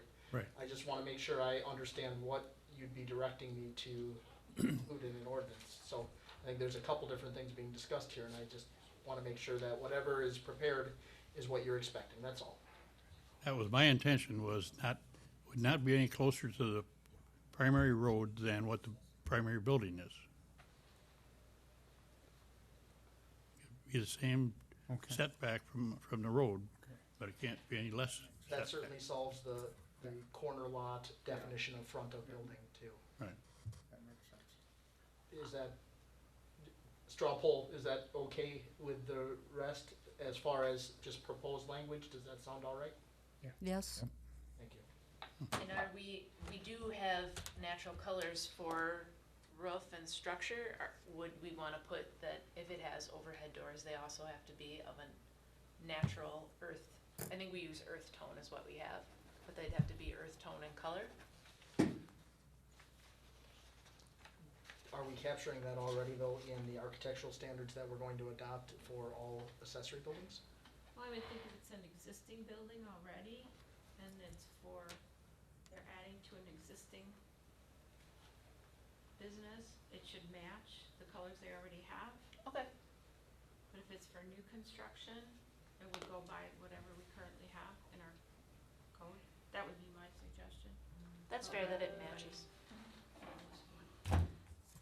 Do we want to include specific language to that detail under architectural standards, or do you feel comfortable with that you're going to see it at a site plan of operation amendment and would be taking a look at the colors that are being proposed at that time? That would be my opinion. Would- To just control it through the site plan of operation approval. But then does the consistency change based upon who's sitting in these seats? You know, rather than have what is possibly happening now, make it more specific so that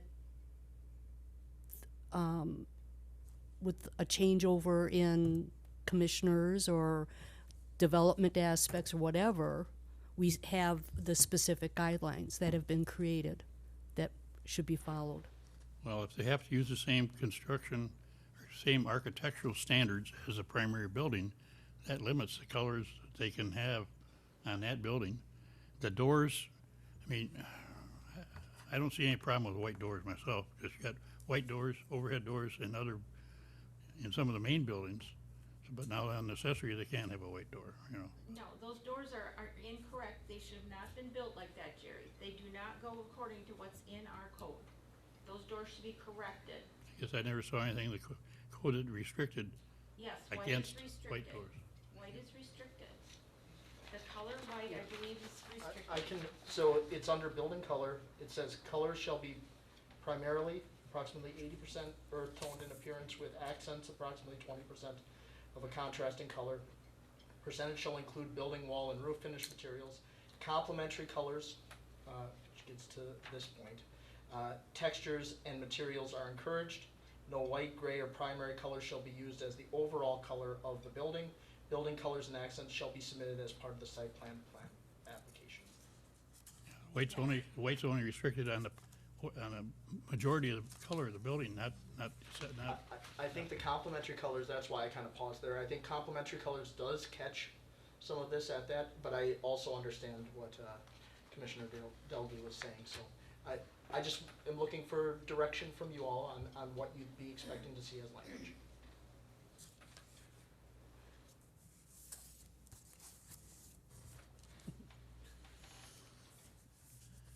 I like the idea of the architectural standards meeting the primary, being consistent with the primary building.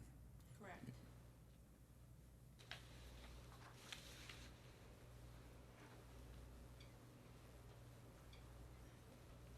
How about if I put then, I'll specifically put accessory buildings, colors shall be consistent with the primary building? Right. That way I don't think you have something that just stands out by itself. This would tend to then blend everything together. But we also have to make certain though, that it's I don't know, I can't come up with anything to make it more. we have to come up with something though that we don't have an issue with those apartment buildings or like the meat market where they've got white on the building that they weren't supposed to have according to the language we have in here. So how can you do that? That's up to you.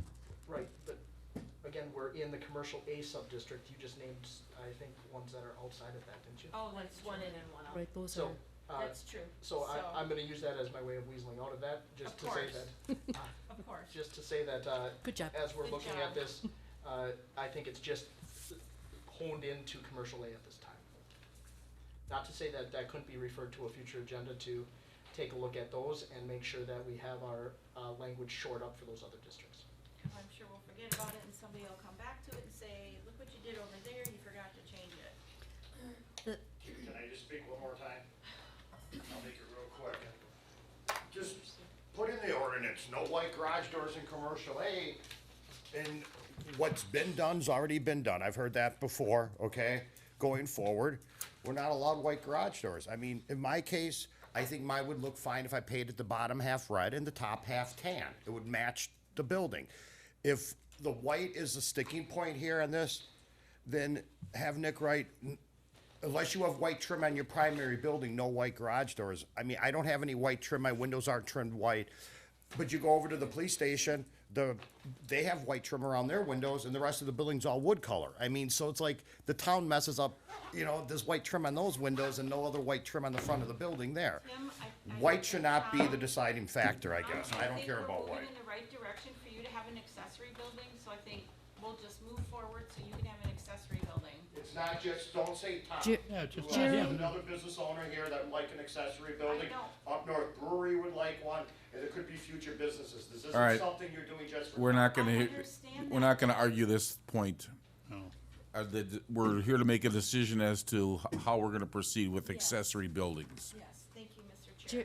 Jerry, the height that you had, 18 feet, was that so that it would allow them to have overhead doors? 10-foot overhead door. Okay, So you got a van or a van that they use for deliveries and that, they'd be able to pack it in there. okay. That makes sense for like the deliveries for the bakery and such. Plus the fact, I think with the garage door, you need that to be able to get lawn mowing equipment, snow blowers and stuff. That stuff won't go through like a side entry door. No. So you need that overhead garage door. You have to have overhead doors. Okay.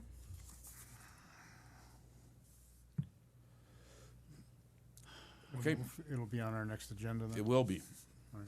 And I think Nick has enough information that think he does. he was presented that he can come up with some suggested language. Item number 12, discussion of possible action, consideration of the issuance of a conditional use permit for the following purpose, a short-term rental of the property located at 369 Chatham Court, owned by Ann Topazzi and Leslie Weingarten, also described as lots 84 to 85 CSM 5573 of Chatham addition to Lake Camelot, located in the southeast 1/4, southwest 1/4, section 15, town 20 north, range 6 east, town of Rome, Adams County, Wisconsin, parcel number of 030-5116-10.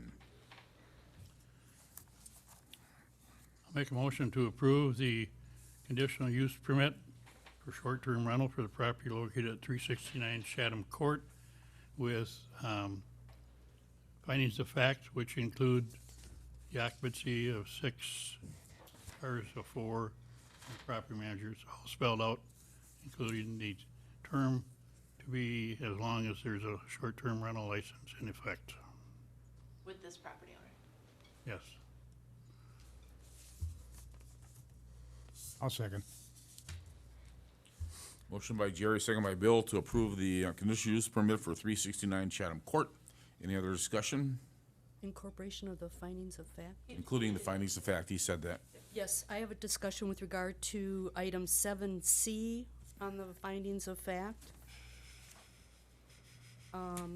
Based upon, and whether we should be removing in the process of complying, is that no longer applicable? Because you, Jamie, you guys are not bringing that forward until they've complied with the short-term rental application? Yeah, we could remove that out for future. I don't think it's a huge deal that it's in there, but we could remove it out for future because they have complied, yes. Okay. It's gonna be there in the findings of fact on all the properties today too. Yeah. Can you just change the wording to the applicant has complied? We'll just say the applicant has met all of the conditions. All the conditions of the short term. Okay. Any other discussion? Hearing none, then all in favor say aye. Aye. Aye. Opposed? Motion carried. Item number 13, discussion and possible action, consideration of the issuance of a conditional use permit for the following purpose, the short-term rental of the property located at 455 13th Drive, owned by Lawrence and Zachary Schmidt, doing business as Pines 11 LLC, also described as Lot 28 of Tea Time addition to Lake Arrowhead, located in the northeast 1/4, southeast 1/4, Section 19, 20 North, Range 6 East, Town of Rome, Adams County, Wisconsin, with a parcel number of 030-4601. I'll make a motion to approve the issuance of a conditional use permit for the purpose of short-term rental on the property of 455 13th Drive with findings of fact as presented, and showing all the conditions already included in the condition and the findings of fact. I'll second it.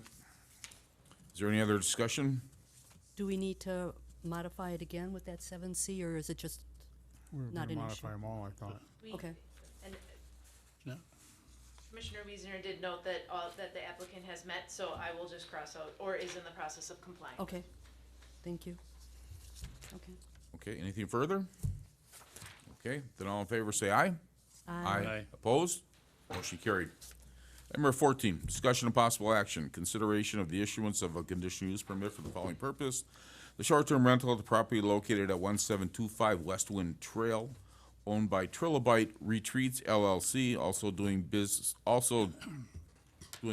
as Old Abe's Eagle Cabin, also described as Lot 49 of Westwind Shores, located at southeast 1/4, southeast 1/4, and the southwest 1/4, southeast 1/4, Section 33, Town 20 North, Range 5 East, Town of Rome, Adams County, Wisconsin, parcel number of 030-1826-848. You're on a roll, Jerry. All right, I'll make a motion that we approve conditional use permit for a short-term rental at the property of 1725 West Wind Trail with the condition, the findings of fact, and item 7C being modified to say that the owner has met the license requirements. Second. Any further discussion? Motion is made by Jerry, seconded by myself to approve the conditional use permit for 1725 Westwind Trail. All in favor, then say aye. Aye. Opposed? Motion carried. Item number 15, discussion of possible action, consideration of the issuance of a conditional use permit for the following purpose. Short-term rental at the property located at 273 Penhurst Way, owned by Arak, A-R-A-K Properties LLC, also described as Lot 41 of Ramsgate addition to Lake Camelot, located in the southwest 1/4, southeast 1/4, Section 10, Town 20 North, Range 6 East, Town of Rome, Adams County, Wisconsin, parcel number of 030-6099.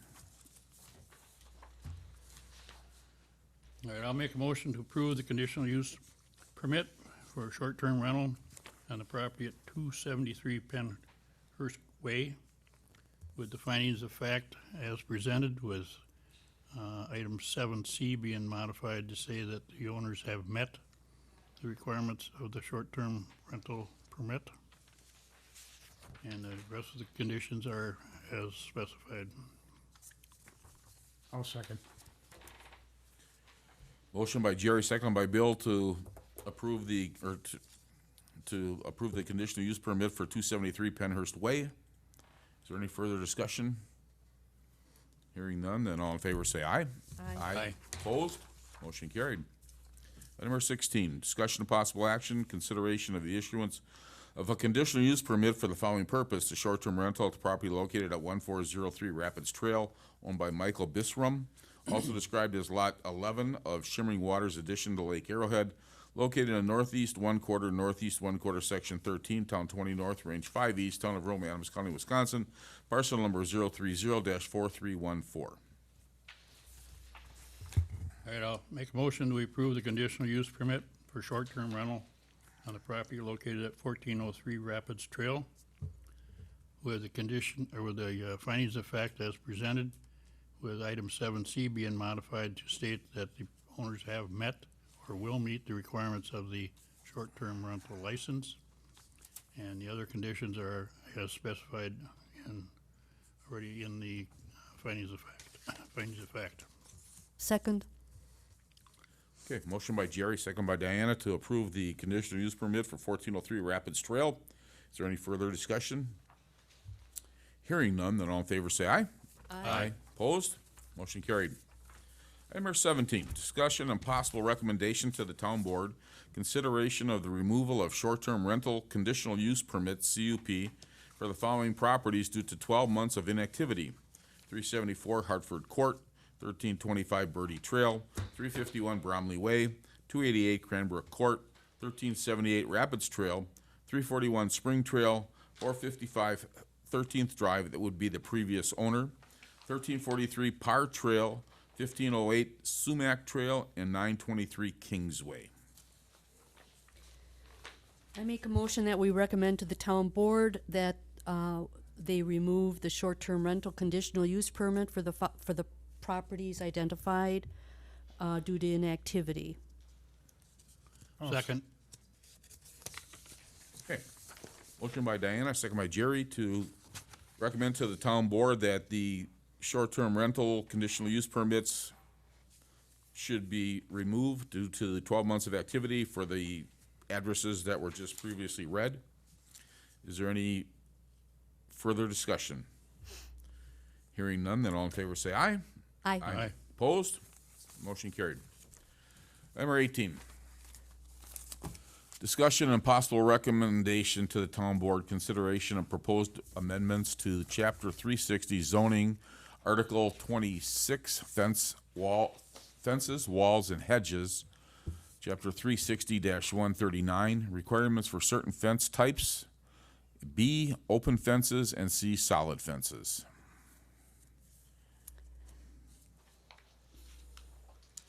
Now, I don't need to make a motion, because this would be a recommendation to discuss.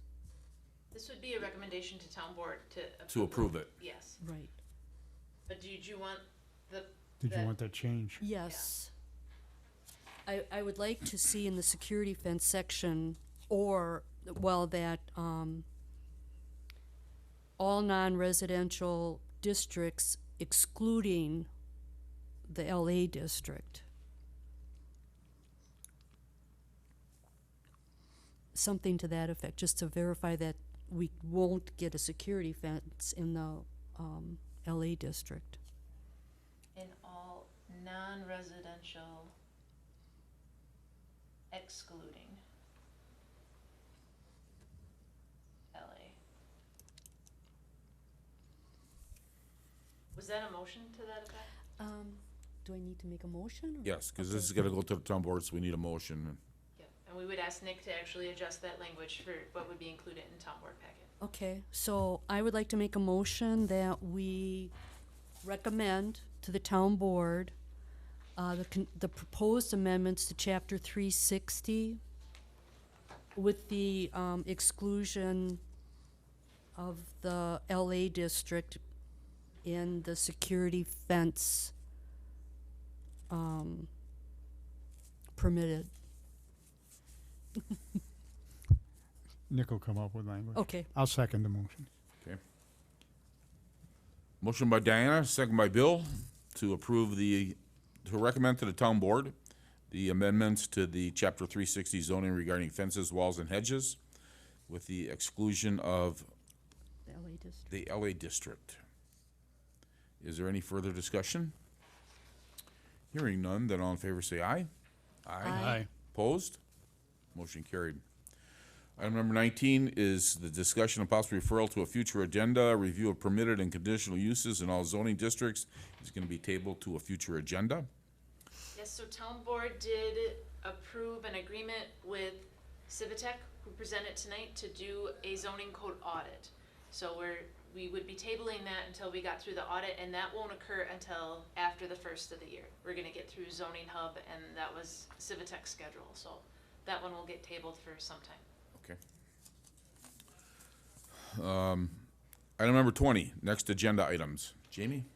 So we would have a updated site plan, focusing on that fence and sign for Rometown Center Park. Item number 11 will be returning regarding the accessory buildings in Commercial A Rometown Center. And then Greens Gardens was purchased by Foss Greenhouses, and they want to do an expansion to the greenhouses. And so that will come back with a site plan of operation, and I'm sure there'll be some short-term rentals between now and then too. Okay. Does any commissioner have any other items they wish to see on the next agenda? I would like to see additional discussion regarding conditional use permits on short-term rentals with regard to the density and the effect on residential areas, and that's primarily based on recent decisions made in New York City, of all places, with regard to short-term rentals, and the fact that we may have additional leeway and rights in preventing, one of the people that came forward said that there are 3 in his neighborhood right now, possibly 4, and it was a residential area, and it's now turning into a rental area, and it's impacting our residents significantly. Also, Jamie, I have a question with regard to the list that you did give me on the short-term rentals that there were 72 of them or something like that. It was a while I provided that ago, so There have been a lot more added to that, but the ones that we took off today, I didn't have, I think there was only one on there, on that list that you had given to me, and I don't know. because they wouldn't have licensed last year, they have Okay. to be unlicensed for 1 year before they Okay. come back. So they're held in a separate file, so you likely would not have seen them because they didn't license last year. They have to lapse for a full 12 months. Okay, and Jamie did provide me with the list of the short-term rentals, and of the, I think that on that list, there were 70-something, 72. 74. There, 55 of them were Lake Arrowhead, I The believe. majority are Lake Arrowhead, yes. 55. And that's going up, because we also approved, I think in the last 2 meetings, we approved a number from Lake Arrowhead. And I think it's something that we should start addressing. It's just going to, in my opinion, it's just going to get heavier. Yeah, I've, as people have asked where the numbers are, I've shared with Lake Arrowhead's board at least 4 times that the majority of them are within Lake Arrowhead district, yes.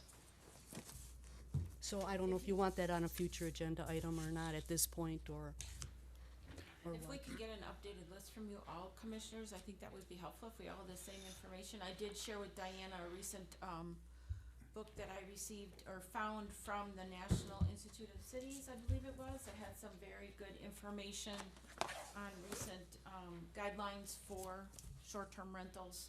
We could get a map from Civitec. That'll be very interesting. If he's got the short-term rental conditional uses plugged in there. A lot of cities for. Should be able to get a map real quick. Well, through host compliance, unless they are advertising as an individual website, host compliance produces a map too.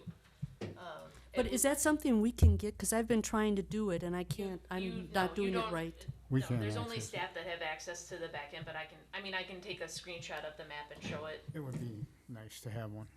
Yeah, It I mean, would it's, show your density issue. yeah, it would show you meets and bounds approximately where they are all located or advertising from. Yeah. But I will send to Plan Commission that link that Tim was talking about, and then I can just send you the list of addresses of the short-term rentals, and, but it won't be till after the budget meeting on Thursday. It's fine. Yeah, it won't be till Friday. Okay, the next meeting date and time is gonna be October 10th, and we're gonna go back to the 4 o'clock meeting. Yep, because we're not talking about the permitted and conditional uses, so we can go back to our normal time. Okay. 10-10-4. 4. And then I will adjourn the meeting at 5:51 PM. 5:51, thank you.